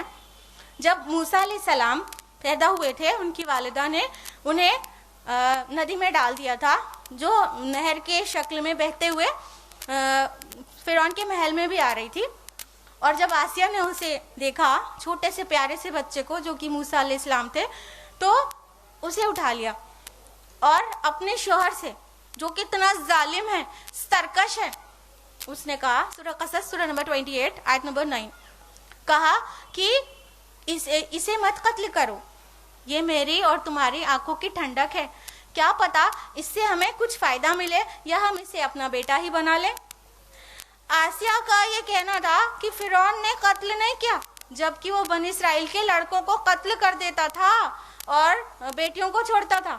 وہ لڑکا تھا, اور یہ بھی کوئی کنفیوژن نہیں تھا کہ بنی اسرائیل کا ہے کہ قبطیوں کا ہے. وہ چہرہ مہرہ جو تھا موسیٰ علیہ السلام کا, وہ ظاہر کر رہا تھا کہ یہ بنی اسرائیل کا بچہ ہے.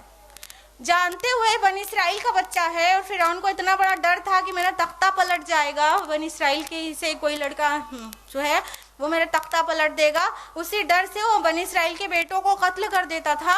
لیکن بیوی نے کہا, سبحان اللہ, بیوی نے کہا اس کو مت قتل کرو, کتنا پیارا ہے, اس کو ہم بیٹا بنا لیں. مان گیا. کون مان گیا؟ اتنا سرکش اور اتنا ظالم بادشاہ. سوچو, کیا ہمارا شوہر فرعون سے زیادہ سرکش اور ظالم ہے؟ معاذ اللہ. اتنا ظالم نہیں ہے نا, تو اس کا مطلب ہم بھی اس کے اوپر اثر رکھتے ہیں. تو بیویوں کا یوں اثر ہوتا ہے اپنے شوہروں کے اوپر, تو اپنے اس اثر کو پازیٹیو کاموں میں استعمال کریے.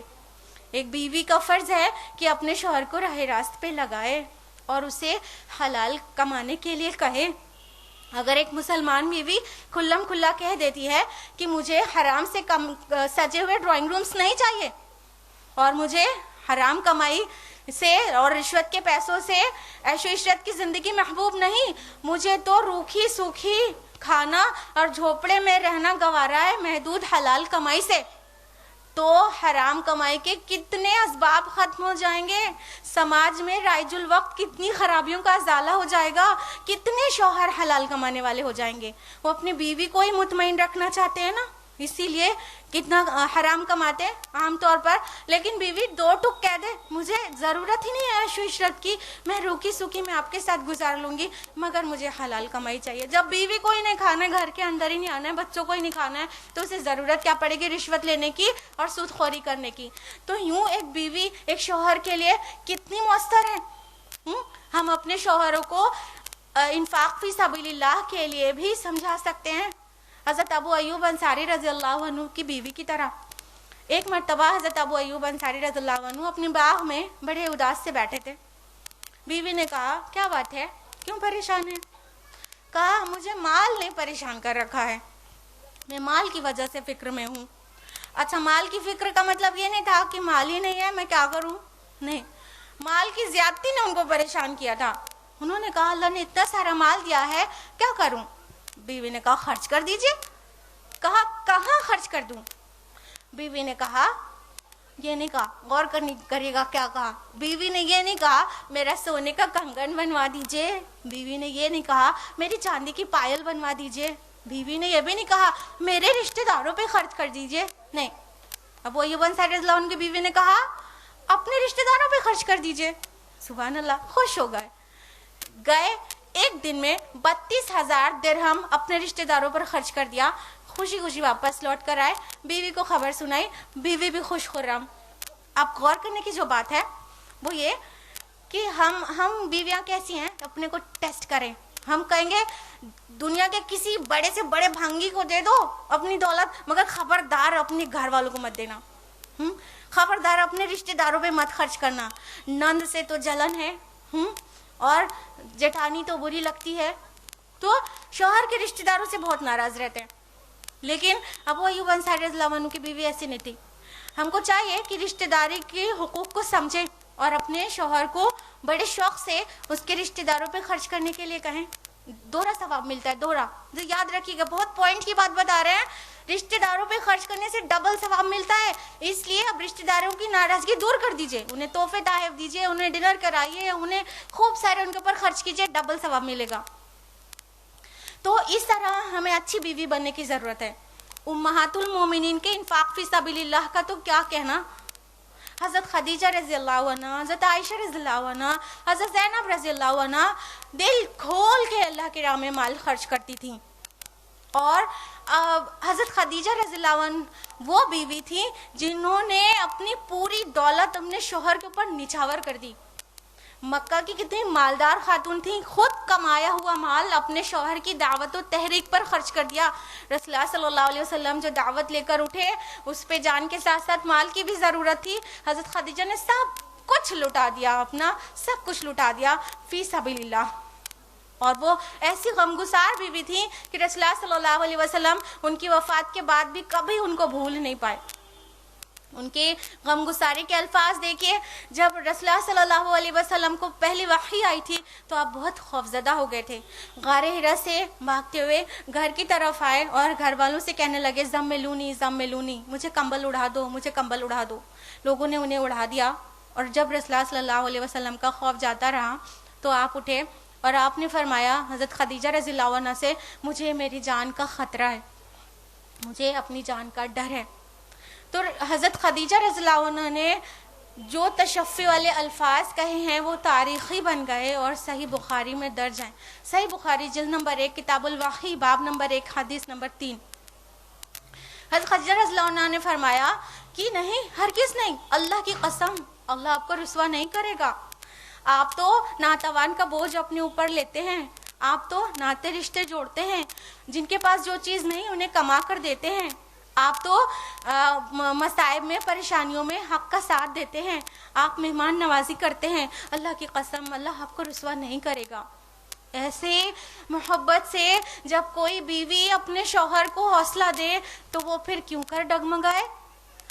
ہم کو غور کرنا چاہیے کہ کیا ہم بھی اپنے شوہر کی پریشانیوں پہ ان کی غمگساری کرتے ہیں. جب وہ حق کے راستے میں کھڑا ہو اور اسے کوئی مصیبت آ جائے تو کیا اس کی حوصلہ افزائی کرتے ہیں.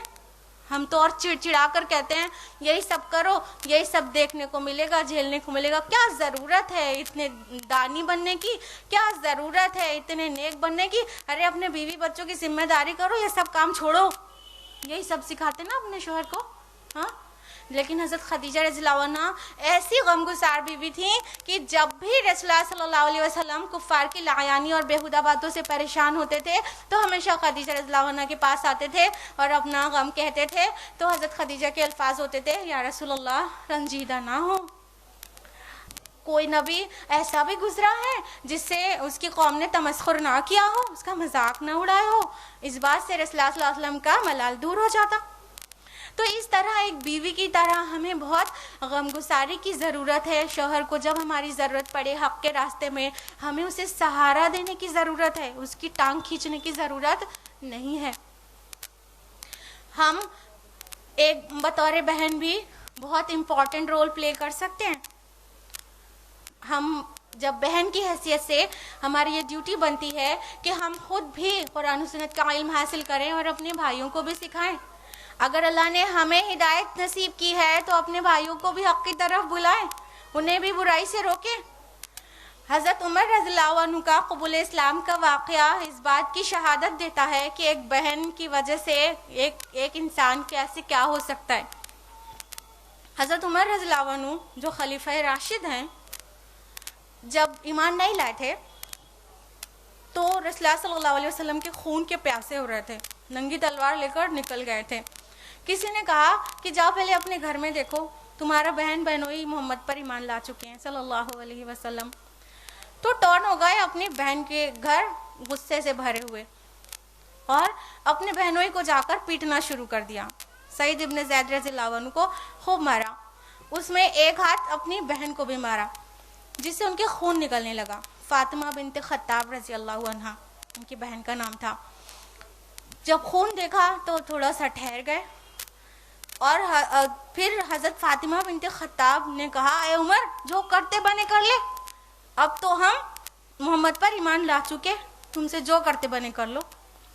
جب دیکھتے ہیں کہ ارے اتنے بے خوفی کا عالم یہ کہاں سے آیا، کہاں سے پیدا ہوا، تو کہتے ہیں اچھا بتاؤ تم لوگ کیا پڑھ رہے تھے مجھے بھی سناؤ، یعنی قرآن مجید سننے کے لیے مانگتے ہیں، یہاں تک کہ ان کی بہنوں نے غسل کرنے کے لیے کہہ دیا، اور پھر غسل کرنے کے بعد قرآن حکیم سنتے ہیں، اور پھر دربار نبوت میں حاضر ہو کر شہادت کا اعلان کر دیتے ہیں، اشہد ان لا الہ الا اللہ و اشہد ان محمد رسول اللہ۔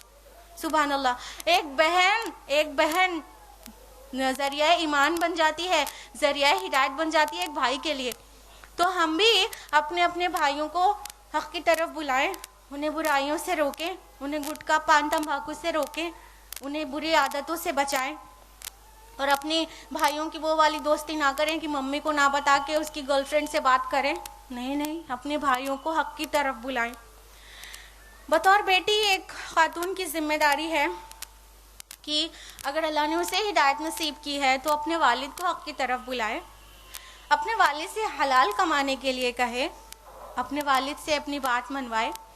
یہ بات اکثر ہی مشاہدے میں آئی ہے کہ والد اپنی بیٹیوں کی بات نہیں ٹال پاتے، بیٹوں کی چاہے نہ مانے، ایک بار نہیں مانیں گے، لیکن بیٹی نے کچھ کہہ دیا ہے تو پھر انہیں ماننا رہتا ہے۔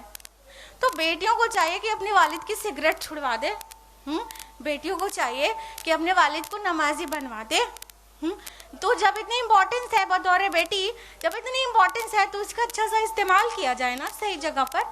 تو اس طرح ہم جب بیٹی ہیں تو ہماری ذمہ داری ہے کہ ہم اپنے والد کے لیے ان کی آخرت کا سامان کریں، ان کو سماج میں ایک ہیلدی فرد کی طرح، ایک صحت مند، ایک باعمل مسلمان کی طرح کھڑا کرائیں۔ ابھی پچھلی زندگی میں کیا کیا کیا نہیں اس سے مطلب نہیں ہے، لیکن ہم ابھی کچھ غلط دکھ رہا ہو تو اسے روکا کریں، اسے محبت سے ٹوکا کریں اور سمجھایا کریں۔ تو اس طرح ہماری خانگی ذمہ داریاں ہیں، کچھ گھریلو ذمہ داریاں ہیں جو ہم ہر رول میں ادا کر سکتے ہیں انشاءاللہ، اور اس سے سماج میں سدھار آئے گا انشاءاللہ۔ اب نہ صرف ہماری گھریلو ذمہ داریاں ہیں بلکہ یقیناً ہماری کچھ معاشرتی ذمہ داریاں بھی ہیں، اور اس کو ہم نے دو کیٹیگری میں ڈیوائیڈ کیا ہے، ایک تعلیمی ذمہ داری اور دوسرا دعوتی ذمہ داری۔ تعلیمی ذمہ داری ہماری یہ بنتی ہے کہ ہم سماج میں ایک اچھے انسان بننے کے لیے اچھی سے اچھی تعلیم حاصل کریں۔ اللہ کے رسول صلی اللہ علیہ وسلم نے فرمایا، مذکور ہے سنن ابن ماجہ جلد نمبر 1 باب نمبر 17 حدیث نمبر 224، طلب العلم فریضۃ علی کل مسلم، علم حاصل کرنا ہر مسلمان کے لیے فرض ہے۔ اب اس میں یہ نہیں کہا گیا کہ مردوں کے لیے فرض ہے، ہر مسلمان کے لیے، تو عورتوں کے لیے بھی فرض ہے۔ تو ہمارے لیے علم حاصل کرنا فرض ہے، تو ہم علم حاصل کریں۔ جیسا کہ ہم نے پیچھے بتایا کہ سب سے اعلیٰ جو علم ہے وہ تو قرآن کا ہے، اس میں کوئی شک شبہ نہیں، قرآن و سنت کا علم حاصل کریں، لیکن ماڈرن ایجوکیشن کو، عصری تعلیم کو، اس کو بھی نہیں چھوڑ دیں، بلکہ آج سماج جتنی تیزی سے ترقی کر رہا ہے اس میں ہمیں فیمیل ڈاکٹرز کی بھی ضرورت ہے۔ ہم سبھی خواتین چاہتی ہیں کہ ہم گائنوکالوجسٹ کے پاس جائیں تو وہ ایک فیمیل ہو، تو اگر فیمیل گائنوکالوجسٹ کی ضرورت ہے اور سماج میں فیمیل گائنوکالوجسٹ نہیں ملے گی تو کتنا کمپلیکیشن آئے گا۔ تو ہمیں ضرورت ہے کہ سماج میں فیمیل گائنوکالوجسٹ ہو، فیمیل ڈاکٹرز ہوں، تو ہماری بہنوں کو ضرورت ہے کہ وہ میڈیکل کا علم حاصل کریں۔ ہمیں ضرورت ہے سماج میں کہ اچھے ٹیچرز ہوں، اچھے لیکچررز ہوں، تو ہماری بہنوں کو ظاہر بات ہے ضرورت ہے کہ وہ علم حاصل کریں، اعلیٰ تعلیم حاصل کریں کہ وہ ایک اچھی ٹیچر بن سکیں، ایک اچھی لیکچرر بن سکیں۔ اور جو بیسک ایجوکیشن ہے اور جو پرائمری ایجوکیشن ہے وہ تو ہم اپنے ذاتی تجربے میں کہہ سکتے ہیں کہ خواتین کا ہی کام ہے، لیڈیز کا ہی کام ہے کہ اسے اچھی طرح ہینڈل کر سکیں۔ ہمارا اسکول ہے الہ آباد میں تقوی اسلامک اسکول، جہاں پر ایز اے پرنسپل کام کرتے ہوئے یہ ہم پورے یقین کے ساتھ کہہ رہے ہیں کہ یہ جو پرائمری ایجوکیشن عورت ہی سنبھال سکتی ہے یہ میدان۔ جو بھی میل ٹیچرز ہوتے ہیں اتنے چھوٹے بچوں کو ڈیل کر ہی نہیں پاتے ہیں، اللہ تعالیٰ نے عورت کو اس طرح بنایا ہے کہ اس کے اندر ممتا ہوتی ہے, اس کے اندر رحمت زیادہ ہوتی ہے, اس کے اندر نرمی زیادہ ہوتی ہے, تو بچوں کو پولائٹلی ڈیل کر لیتی ہے. تو فیمیل ٹیچر ہی چھوٹے بچوں کو اچھی طرح سے پڑھا سکتی ہے. تو جب ایک عورت ٹیچر نہیں بنے گی تو پھر کس طرح پرائمری ایجوکیشن ہینڈل ہوگی؟ جب پرائمری ایجوکیشن ہی نہیں ہوگی تو اس بنیاد پر باقی مہارتیں کیسے کھڑی ہوں گی جب بنیاد ہی نہیں بنے گی؟ تو اس طرح ہم خواتین کو چاہیے کہ ہم اچھی سے اچھی تعلیم حاصل کریں, اس سے سماج کو فائدہ پہنچائیں, ہم اس کو مینیج کریں گھر میں, کہ گھر کی ہماری جو ذمہ داریاں ہیں اس سے بھی صرف نظر نہ کریں, گھر والوں کو شکایت کا موقع نہ دیں, لیکن ہم سماج میں بھی اپنے کچھ کنٹریبیوشنز دیں. لیکن یاد رہے کہ حدود شریعت کے دائرے میں رہ کے یہ سارا کام کرنا ہے. آپ یہ نہ سمجھ لیں کہ سسٹر اسما شمس کہہ رہی ہیں کہ اعلیٰ تعلیم حاصل کرنا ہے تو مطلب اب تو یونیورسٹی جانا ہے تو کیا نقاب میں جائیں گے, تو ابھی نقاب کو اٹھا کے بالائے ٹاک رکھا, پھر یونیورسٹی گئے, پھر میڈیکل کی ایجوکیشن حاصل کیا. ہرگز نہیں, ہرگز آپ کے لیے یہ ضروری نہیں ہے کہ آپ نقاب اتاریں تبھی یونیورسٹی جائیں. آپ کے پاس مثالیں ہیں جو اس دور میں ماشاء اللہ بہنیں آپ کی اعلیٰ تعلیم حاصل کر رہی ہیں اور حدود شریعت کے دائرے میں رہ کے کر رہی ہیں, فل حجاب میں رہ کے کر رہی ہیں.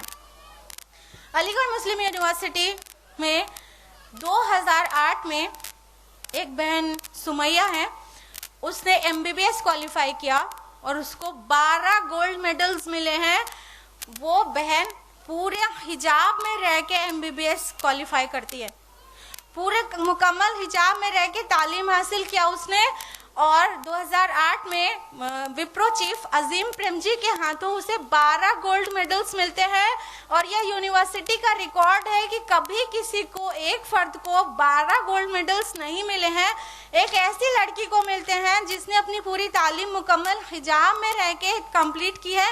صرف اتنا ہی نہیں, جب وہ MBBS تھرڈ ایئر میں تھی تو اس کا نکاح ہو جاتا ہے, اور جب وہ MBBS فائنل کے ایگزامز کی پریپریشن کر رہی تھی تب وہ ماں بھی بن جاتی ہے. سوچئے اس کی خانگی ذمہ داریوں کے ساتھ ساتھ نقاب میں رہ کر, پورے حجاب میں رہ کر وہ MBBS کرتی ہے. سسٹر سمیہ 2008 میں 12 گولڈ میڈل حاصل کرتی ہے, اور اس کا انٹرویو ہوتا ہے, تمام اخبارات میں چھپتا ہے. جب اس سے رپورٹر پوچھتا ہے کہ آپ کو یہ نقاب پہننے کا انسپریشن کہاں سے ملا, اور آپ کو کبھی کٹھنائی محسوس نہیں ہوئی اس کی وجہ سے تعلیم حاصل کرنے میں, تو اس نے کہا یہ میرے والدین نے مجھے سکھایا ہے. یاد رکھیے آپ مائیں بھی اپنی بیٹیوں کے ذمہ دار ہیں. اس نے کہا یہ میرے والدین نے مجھے سکھایا ہے, اور مجھے ایک لمحے برابر بھی کبھی انکنوینئنس نہیں ہوا اس نقاب کی وجہ سے, اس حجاب کی وجہ سے لمحہ بھر بھی ایسا محسوس نہیں ہوا کہ میری تعلیم میں روڑا ہے. یہ مثال ہے آپ کے لیے. وہاں پر APJ عبدالکلام بھی موجود تھے, وہ بھی حیران تھے کہ ایک نقاب پوش کیا کر رہی ہے, کیا لے گئی 12 گولڈ میڈلز. زیادہ دور نہیں, 2008 کی بتا رہے ہیں آپ کو. تو سسٹر سمیہ کی طرح آج ہم بھی حجاب میں رہ کر اعلیٰ تعلیم حاصل کر سکتے ہیں انشاءاللہ. ہم علی گڑھ مسلم یونیورسٹی میں کئی بار جا چکے ہیں لیکچرز کے سلسلے میں, وہاں ہم کئی بہنوں کو جانتے ہیں جو مکمل حجاب میں رہ کے انکلوڈنگ فیس کورنگ, پورا چہرہ کور کر کے بھی میڈیکل کی تعلیم حاصل کر رہی ہیں, انجینئرنگ کی تعلیم حاصل کر رہی ہیں, کوئی PhD کر رہا ہے, ماشاءاللہ کر رہی ہیں کامیاب طریقے سے. ہمارے شہر الہ آباد میں ایک ڈاکٹر ہیں, ڈاکٹر زیبا باری, وہ MBBS MS ہیں, وہ سرجن ہیں, سرجری کرتی ہیں اور پورے حجاب میں رہتی ہیں, خواتین پہ پریکٹس کرتی ہیں. کبھی ان کے پیشنٹس کے ساتھ ان کے ہسبینڈس کو بھی کیبن میں آنا ہوتا ہے تو فیس بھی کور کرتی ہیں, اور اتنی بڑی بڑی سرجری, بڑے بڑے آپریشنز وہ کر چکی ہیں, کامیاب ڈاکٹر ہیں ماشاءاللہ, پورے حجاب میں رہتی ہیں, پریکٹس کرتی ہیں. سماج کو اگر اپنی سروسز دینا ہے تو یہ کس نے کہا, کس نے بتایا کہ حدود شریعت سے باہر نکلنا ضروری ہے؟ ارے اس پیشے کو اپنانے کی ضرورت نہیں ہے جس میں حدود شریعت سے باہر نکلنا ضروری ہے. یعنی اگر آپ کی بیٹیاں کہتی ہیں کہ مجھے تو ایئر ہوسٹس بننا ہے, تو لات مار دیجئے ایسے پیشے کو جو واقعی حدود شریعت سے باہر نکالے, جو گلیمر اور جو بیوٹیفیکیشن کے لیے ہو, جو اس کو ایکسپوز کرنے کے لیے ہو. ایسے پیشے کو اپنانے کی ضرورت نہیں ہے. ہم تھوکتے ہیں ایسے پیشے کو کہ جو خواتین کی بیوٹی سے لطف اندوز ہو کے پھر دولت کمائی جائے. ایسا پیشہ اختیار کیا جا سکتا ہے جو اچھا ہے. اب بتائیے میڈیکل فیلڈ کیسی ہے, ہمارے لیے کتنی ریکوائرڈ ہے, ہمیں کتنی ضرورت ہے اس کی نا. تو ہمیں ضرورت ہے ہماری بہنوں کو کہ وہ اعلیٰ تعلیم حاصل کریں, پورے حجاب میں رہ کر, اور پھر سماج میں اپنی سروسز پرووائڈ کریں. اور ہم کو یاد رکھنا چاہیے کہ اعلیٰ تعلیم کے, عصری تعلیم کے ثبوت قرآن, احادیث میں اور سیرت میں ملتے ہیں. رسول اللہ صلی اللہ علیہ وسلم کی جب بعثت ہوئی تب پورے حجاز میں بالکل نیا نیا فن تھا, رائٹنگ کا فن, کتابت وہاں پہ نیا نیا انٹروڈیوس ہوا تھا. اور سیرت نگاروں کا کہنا ہے کہ بس گنتی کے لوگ تھے شروعاتی, جب اسلام آیا یعنی رسول اللہ کی بعثت ہوئی تو بس گنتی کے لوگ تھے جو رائٹنگ جانتے تھے. ایک روایت میں آتا ہے 17 اور ایک روایت میں 24 گنتی ملتی ہے. ایسے حال میں رسول اللہ صلی اللہ علیہ وسلم نے صحابہ کے ساتھ صحابیات کو بھی کتابت سیکھنے کا حکم دیا, یہاں تک کہ کئی صحابیات کتابت سیکھ گئی تھی. وہ اس دور کی ماڈرن ایجوکیشن تھی, ایک دم ابھی نیا نیا انٹروڈیوس ہوا تھا, پھر بھی خواتین کو اللہ کے رسول نے کتابت سیکھنے کے لیے کہا. یہاں تک کہ شفا بنت عبداللہ, ام المومنین حضرت حفصہ رضی اللہ عنہا, اور عائشہ بنت سعد, اور کریمہ بنت مقداد, اور ام کلثوم بنت عقبہ, یہ خواتین کے نام ملتے ہیں جنہوں نے کتابت سیکھ لی تھی. At that time modern education, کتابت, رائٹنگ, تو جو تب ماڈرن ایجوکیشن تھی خواتین نے حاصل کی ہے. آج کی ہماری ماڈرن ایجوکیشن میڈیکل اور انجینئرنگ سے بلانگ کرتی ہے, وہ حاصل کرنے کی ضرورت ہے. ہم ایسی انجینئرس کو جانتے ہیں جو ماشاءاللہ بی ٹیک ایم ٹیک ہیں, مکمل حجاب میں رہتی ہیں, اور اپنے جو ٹیکنیکل سروسز ہیں وہ اسلام کے لیے پرووائڈ کرتی ہیں. ویڈیوز ڈیولپ کرتی ہیں, ویڈیو ایڈیٹنگ کرتی ہیں, ویڈیو کا فائل فارمیٹ چینج کرتی ہیں اسلامک ویڈیوز کا. تو جو ٹیکنیکل ایجوکیشن حاصل کی اس سے اسلام کو تقویت پہنچا رہی ہیں ماشاءاللہ. تو ہمیں ضرورت ہے ایسی تعلیم کی جو ہمیں دنیا میں اس طرح کامیاب کرے کہ اسلام کا بول بالا ہو, فائنلی آخرت میں کامیابی ملے گی. ہمارے پاس مثال ہے صحابیہ کی اور امہات المؤمنین کی. حضرت عائشہ رضی اللہ عنہا یہ کتنی عالمہ خاتون تھیں. وہ نہ صرف تفسیر قرآن, سنت, حلال و حرام کا علم رکھتی تھیں, بلکہ ریاضی یعنی میتھمیٹکس میں اور علم طب یعنی میڈیسن میں بھی ماہرانہ دسترس رکھتی تھی ماشاءاللہ. جب بھی کوئی میراث کے متعلق کوئی کمپلیکیٹڈ کیس ہوتا تو حضرت عائشہ رضی اللہ عنہ کے پاس آتا, اور حضرت عائشہ رضی اللہ عنہ اسے فٹافٹ سالو کر کے, ان کی میتھمیٹکس اتنی اسٹرانگ تھی, فٹافٹ کیلکولیٹ کر کے سارے جو وارث ہے ان کا حصہ بتا دیتی تھی بہت جلدی. حضرت عائشہ رضی اللہ عنہ نے چاروں خلفائے راشدین کی رہنمائی کی ہے, نہ صرف دینی معاملات میں بلکہ سماجی معاملات میں بھی. حضرت عائشہ رضی اللہ عنہ نے کئی بار حضرت ابو ہریرہ کی رہنمائی کی ہے. 12,210 احادیث مروی ہے صرف حضرت عائشہ رضی اللہ عنہ سے. اور حضرت عائشہ رضی اللہ عنہ شعر و ادب میں بھی ماہر تھیں, تاریخ عرب میں بھی ماہر تھیں, بہت سارے علم ان کے پاس تھا.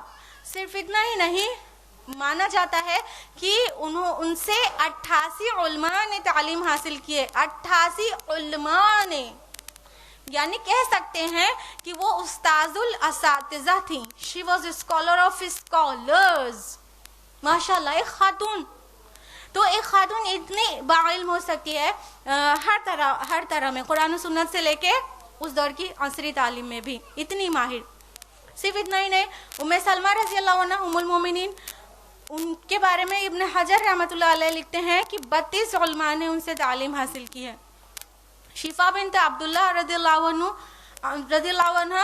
حضرت عمر رضی اللہ عنہ ان سے مشورہ کرتے تھے, اور فاطمہ بنت قیس رضی اللہ عنہ, حضرت عمر اور حضرت عائشہ رضی اللہ عنہما, یہ دونوں پورا دن ان سے بحث کرتے رہے کسی معاملے پہ, مگر ان کو غلط نہیں ثابت کر سکے. حضرت حسن رضی اللہ عنہ کی پوتی سیدہ نفیسہ, ان سے کہا جاتا ہے کہ امام شافعی نے تعلیم حاصل کی ہے. تو یہ وہ دور تھا 1400 سال پہلے, اتنے تعلیمی میدان میں اتنی ماہر خواتین موجود تھیں. آج ہماری ملت کی بیٹیوں کو کیا ہو گیا, کیوں وہ علم کو اتنا لائٹلی لے رہے ہیں؟ علم حاصل کریں سب طرح کا ایسا علم نافع, چاہے وہ سائنس کا ہو, چاہے انجینئرنگ کا ہو, چاہے وہ ہسٹری کا ہو, چاہے ماڈرن ایرا کا کوئی بھی چیز ہو, قرآن کو سب سے اوپر رکھتے ہوئے یاد رکھیے گا, ہم بار بار ریپیٹ کر رہے ہیں, قرآن کا علم سب سے اوپر. اس کے علاوہ یہ ماڈرن ایجوکیشن بھی حاصل کریں اور پھر معاشرے کو اس سے فائدہ پہنچائیں. دوسری جو ذمہ داری ہے ہماری معاشرتی, وہ یہ کہ ہم دعوتی کام بھی کریں. ہماری کچھ دعوتی اور ملی ذمہ داریاں بھی ہیں.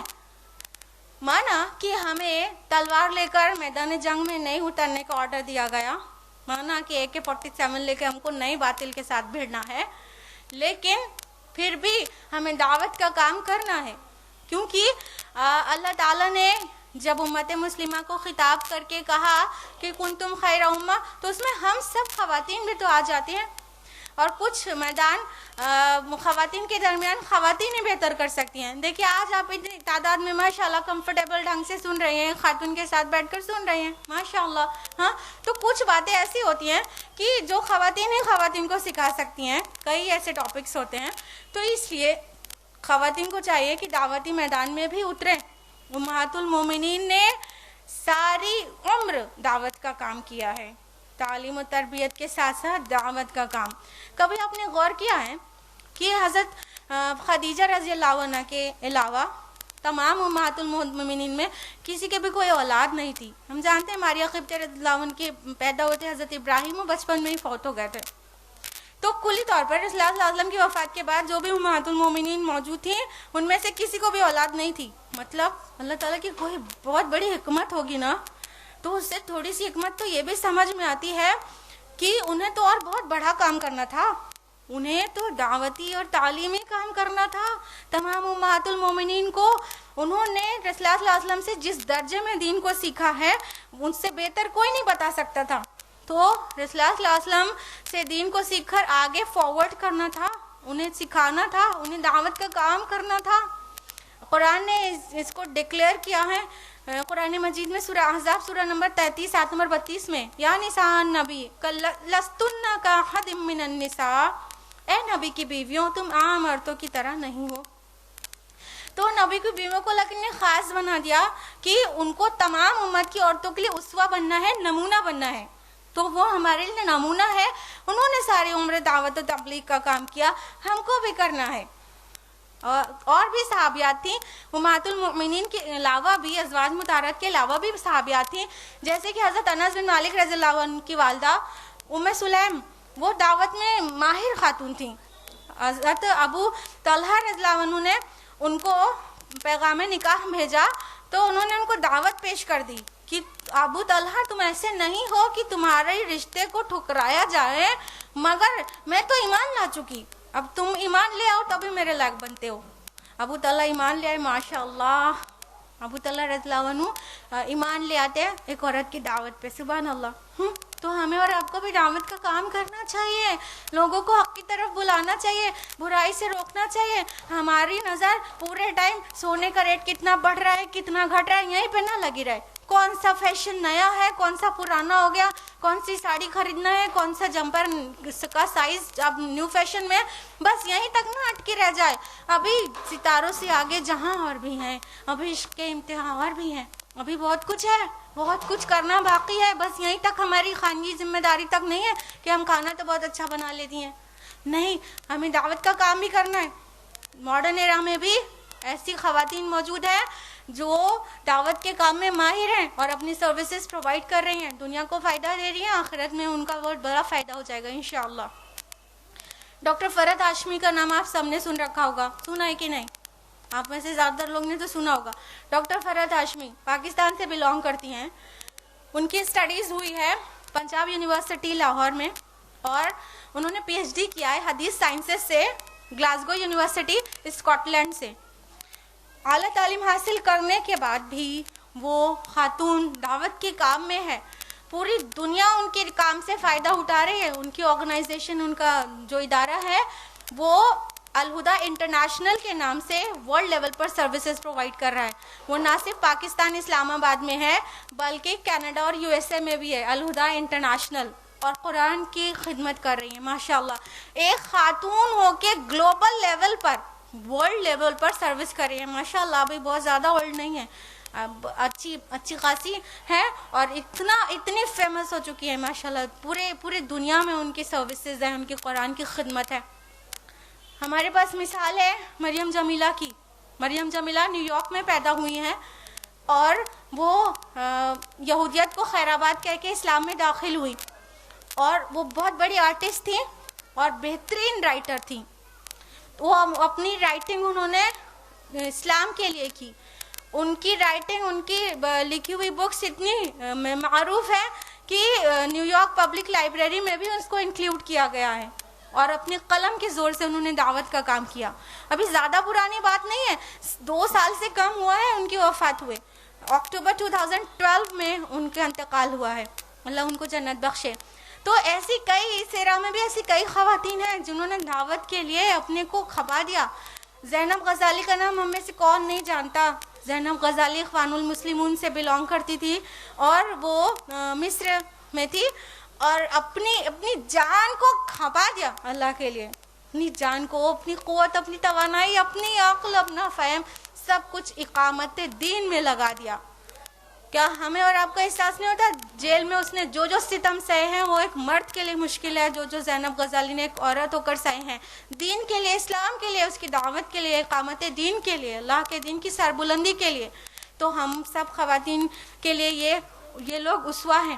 ان کے علاوہ آج اس ایرا میں بھی اب اویئرنیس آنا شروع ہو گئی ہے. ہمارے شہر الہ آباد میں کئی بہنیں ہیں، علی گڑھ مسلم یونیورسٹی میں ہم کئی بہنوں کو جانتے ہیں جو دعوت کا کام کر رہی ہیں. ہمارے اسکول میں ایک ٹیچر تھی، ندا فیروز نام ہے، وہ ماشاءاللہ انجینئر ہے، بی ٹیک کمپلیٹ ہو چکا تھا، ایم ٹیک کی تعلیم حاصل کرتے ہوئے ہمارے تقویٰ اسلامک اسکول میں ایز اے ٹیچر اپنی سروسز دے رہی تھی. ابھی ہیلتھ پرابلم کی وجہ سے ابھی کچھ مہینہ پہلے اس نے اسکول لیو کیا ہے، لیکن وہ سارا کام ایک ساتھ کر رہی تھی. ایم ٹیک کی تعلیم حاصل کر رہی تھی، اسکول میں فی سبیل اللہ خدمت دینے کے لیے اسکول جوائن کیا تھا، اور ساتھ میں فیس بک پہ، انٹرنیٹ پہ بے شمار اپنی خدمات دیتی رہتی ہے، اسلام کے متعلق غلط فہمیوں کو دور کرنا اور اسلام کی دعوت لوگوں تک پہنچانا.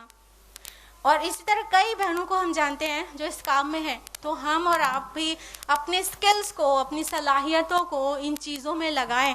اللہ تعالیٰ نے کہا ہے قرآن حکیم میں، سورہ فصلت سورہ نمبر 41 آیت نمبر 33 میں، وَمَنْ أَحْسَنُ قَوْلًا مِّمَّنْ دَعَا إِلَى اللَّهِ وَعَمِلَ صَالِحًا وَقَالَ إِنَّنِي مِنَ الْمُسْلِمِينَ.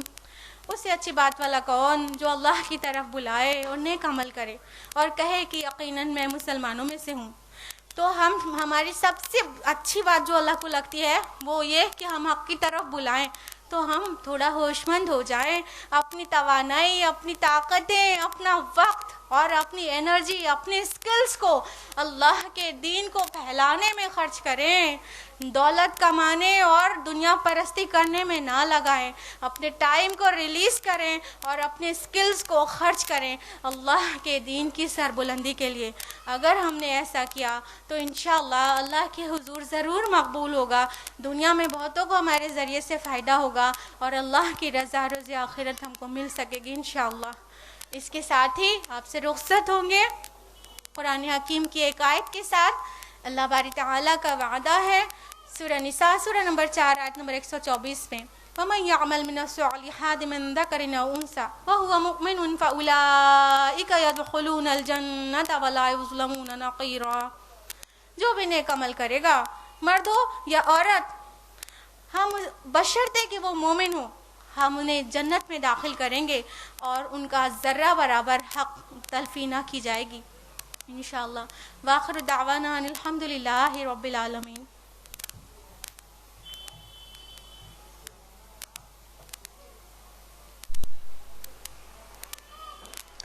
الحمدللہ. ربی زدنی علما ینافیو، ربی زدنی علما ینافیو، ربی زدنی علما ینافیو. اللہ ہمیں اور آپ کو فائدہ مند علم حاصل کرنے کی توفیق عطا فرمائے، اور ماشاءاللہ بہت خوبصورت انداز میں اور بہت ہی پرکشش انداز میں اور بہت جامع الفاظ میں محترمہ صاحبہ نے ہمارے معاشرے میں پھیلی ہوئی برائیوں اور اس کو دور کرنے کا طریقہ ہمیں بتایا، اور آپ لوگوں کو بھی مبارکباد کہ آپ نے بہت پیشنس کے ساتھ ان کے الفاظوں کو سنا۔ ایک ہندی پوئٹ کا شعر یاد آ رہا ہے، بھیکھا بھوکھا کوئی نہیں سب کی گدڑی لال، گرہ کھولے جانے نہیں اس بد بھئے کنگال۔ یعنی اللہ پاک نے ہر فطرت کے اندر، ہر کسی کے اندر کچھ نہ کچھ لال ضرور رکھا ہے، کوئی نہ کوئی کوالٹی ضرور رکھی ہے۔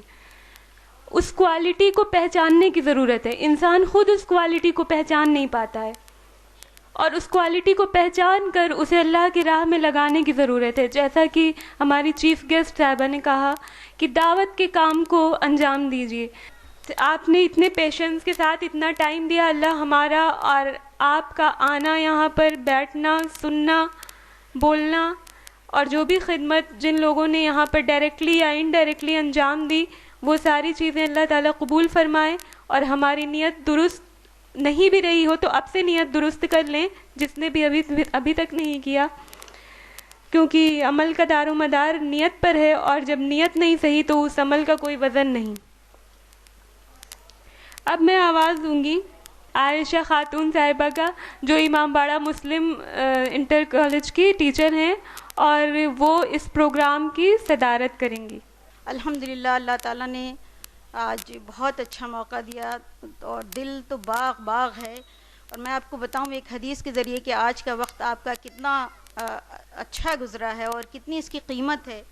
ایک حدیث ہے حضور اکرم صلی اللہ علیہ وسلم کی کہ خدا کے بندوں میں کچھ ایسے سعادت مند ہیں جو نبی اور شہداء تو نہیں، لیکن قیامت کے روز اللہ تعالیٰ ان کو ایسے درجات سے نوازے گا کہ انبیاء اور شہداء بھی ان کے مرتبوں پر رشک کریں گے۔ یعنی اللہ تعالیٰ وہ یہ شہید اور وہ تو نہیں، لیکن اللہ تعالیٰ ان کو ایسے درجات سے نوازے گا۔ اب یہاں پہ ذہن میں کیا چیز پیدا ہو رہی، کون سا درجہ ہوگا، کون لوگ ہوں گے وہ لوگ؟ صحابہ نے پوچھا کہ یہ کون خوش نصیب ہوں گے؟ تو اللہ کے رسول صلی اللہ علیہ وسلم نے ارشاد فرمایا، یہ وہ لوگ ہیں جو آپس میں ایک دوسرے سے محض خدا کے دین کی بنیاد پر محبت کرتے ہیں۔ قیامت کے دن ان کے چہرے نور سے جگمگا رہے ہوں گے، اور جب سارے لوگ خوف سے کانپ رہے ہوں گے تو انہیں کوئی خوف نہ ہوگا۔ تو بڑی خوش نصیبی کی بات ہے کہ اللہ تعالیٰ نے ہمیں یہ موقع دیا یہاں شریک ہونے کا، اور دنیا کی بہت ساری محفلوں میں تو ہم شریک ہوتے ہیں، لیکن اس طرح کی محفلوں سے دور رہ جاتے ہیں، تو یہ اللہ کا بڑا کرم ہے، بڑا اعزاز ہے اس کا۔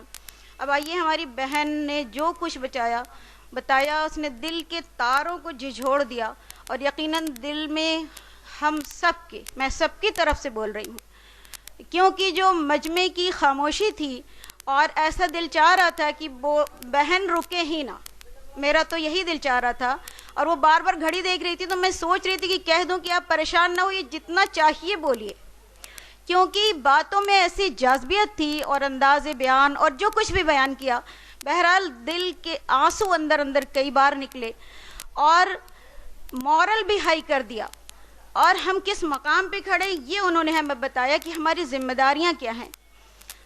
دنیا میں جو مسلمانوں کی صورتحال ہے، خود ہندوستان میں جو مسلمانوں کی صورتحال ہے، اور اس صورت میں ہماری ہم بہنوں کی ذمہ داریاں کیا ہیں، یہ کھل کر کے ہمارے سامنے آ گئی۔ اب ہمیں جو چیز تھوڑی دیر میں سمیٹنی ہے وہ یہ ہے کہ ہماری بہن نے جو باتیں بتائی ان کو ہم محفوظ کیسے رکھیں۔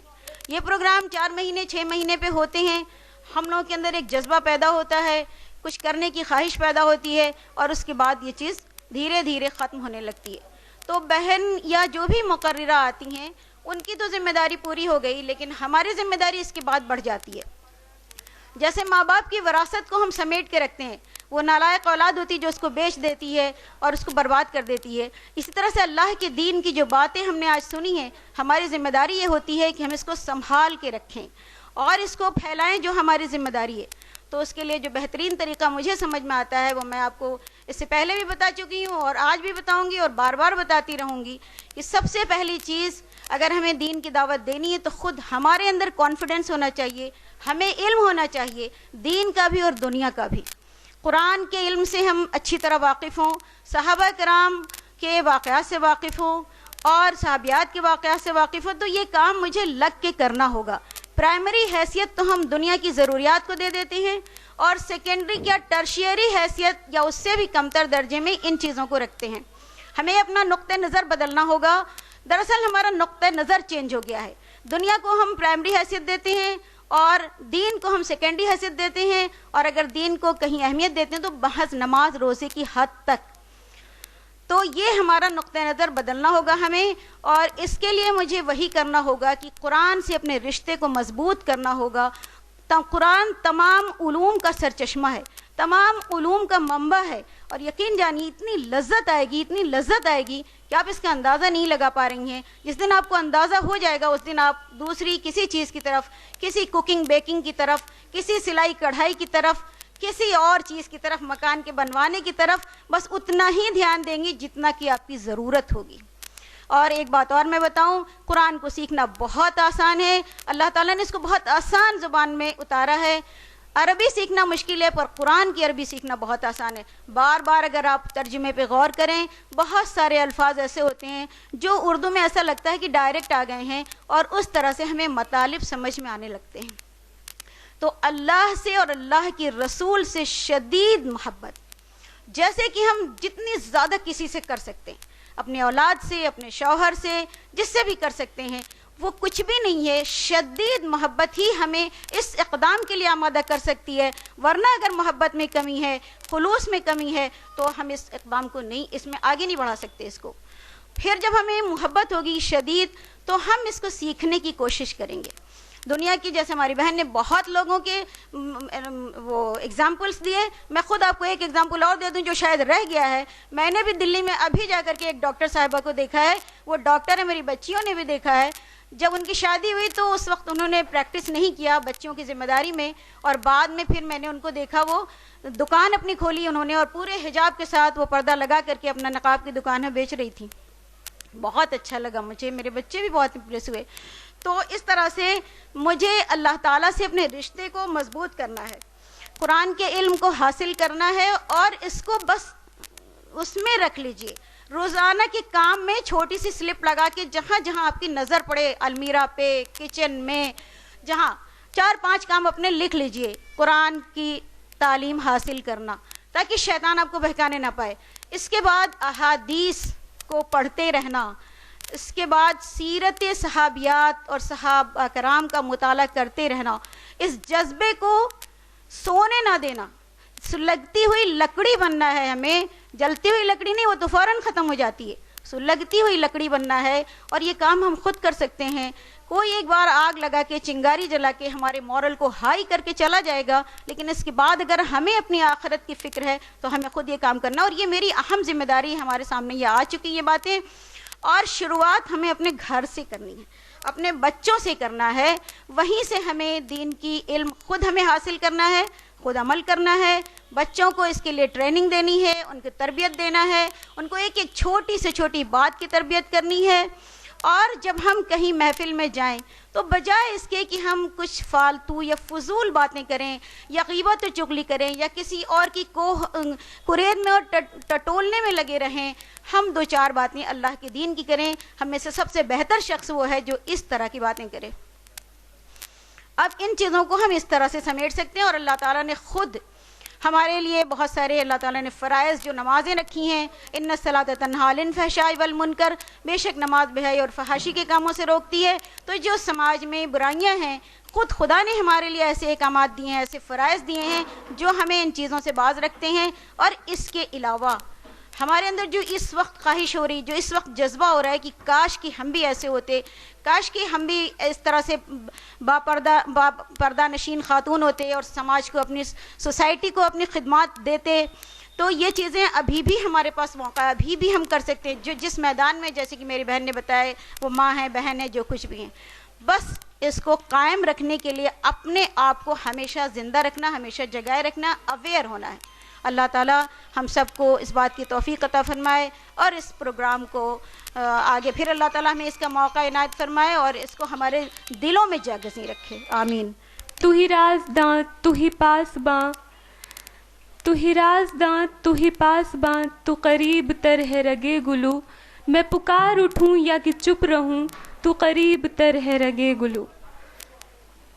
اور اب آئیے لاسٹ میں سب سے جو امپورٹنٹ چیز اس جگہ کی ہے دعا کے لیے میں آواز دیتی ہوں محترمہ نوشین صاحبہ کو جو جامعۃ السیدہ فاطمہ زہرا مدرسہ گورکھ ناتھ گورکھپور کی ٹیچر ہیں، وہ آئیں اور دعا کروائیں۔ اعوذ باللہ من الشیطان الرجیم، بسم اللہ الرحمن الرحیم، الحمد للہ رب العالمین، الرحمن الرحیم، مالک یوم الدین، ایاک نعبد و ایاک نستعین، اہدنا الصراط المستقیم، اہدنا الصراط المستقیم، اہدنا الصراط المستقیم، صراط الذین انعمت علیہم غیر المغضوب علیہم ولا الضالین، آمین۔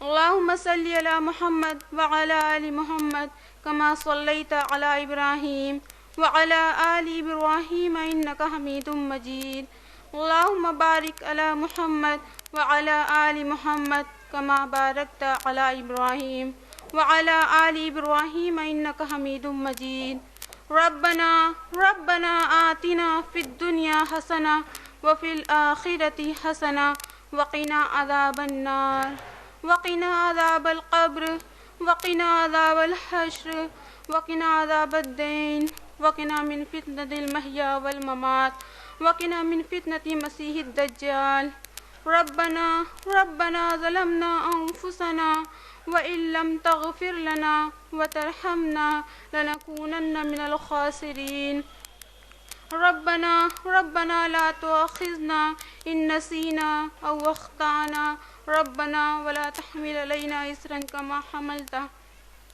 ربنا اصرف عنا عذاب جهنم إن عذابها كان غراما إنها ساءت مستقرا ومقاما، ربي زدنا علما، ربي زدنا علما، ربي زدنا علما، رب اغفر لي ولوالدي وللمؤمنين يوم يقوم الحساب، رب اغفر لي ولوالدي وللمؤمنين يوم يقوم الحساب، ربنا إننا سمعنا مناديا ينادي للإيمان أن آمنوا بربكم فآمنا، ربنا فاغفر لنا ذنوبنا وكفر عنا سيئاتنا وتوفنا مع الأبرار۔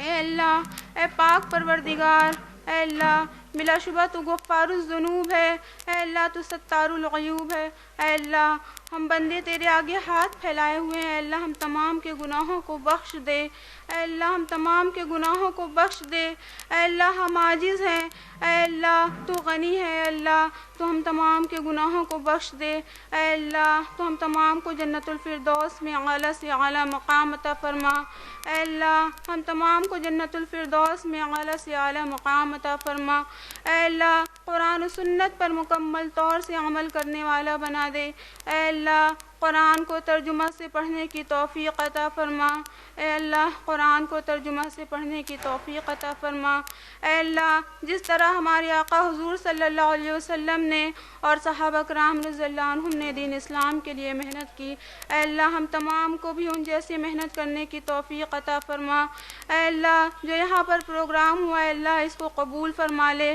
اے اللہ جو لوگ اس پروگرام کو سن رہے ہیں اور جنہوں نے سنایا، اے اللہ ان تمام کی ضرورتوں کو پوری کر دے، اے اللہ ان تمام کے دلوں میں جو جائز خواہشات ہوں اے اللہ ان کی جائز خواہشات کو پورا کر دے، اے اللہ جنہوں نے اس پروگرام کو سنایا اے اللہ انہیں اجر، اے اللہ انہیں بہترین اجر عطا فرما، اے اللہ انہیں بہترین اجر عطا فرما، اے اللہ ان کی کوششوں کو قبول کر لے، اے اللہ ان کی کوششوں کو قبول کر لے، اے اللہ اور ہمیں اس پر عمل کرنے کی توفیق عطا فرما، اے اللہ ہمیں اس پر عمل کرنے کی توفیق عطا فرما، اے اللہ ہمیں بغض کینہ جھگڑے فساد سے دور رکھ، اے اللہ ہمیں بغض کینہ جھگڑے اور فساد سے دور رکھ، اے اللہ ہمیں اسلام سے قریب کر دے، اے اللہ جن جن ممالک میں اسلام مسلمانوں پر ظلم ڈھائے جا رہے ہیں اے اللہ ان کی تکلیفوں کو دور فرما، اے اللہ اور انہیں اسلام پر ثابت قدم رکھ، اے اللہ انہیں اسلام پر ثابت قدم رکھ، اے اللہ انہیں اسلام پر ثابت قدم رکھ، اے اللہ ہم تمام کو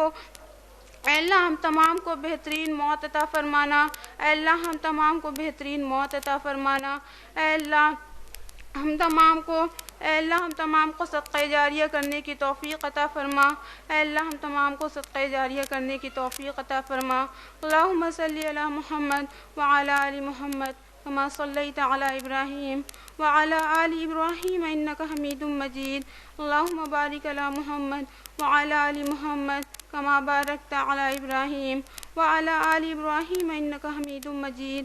اللہم انی ظلمت نفسی ظلما کثیرا ولا یغفر الذنوب الا انت فاغفر لی مغفرۃ من عندک وارحمنی انک انت الغفور الرحیم۔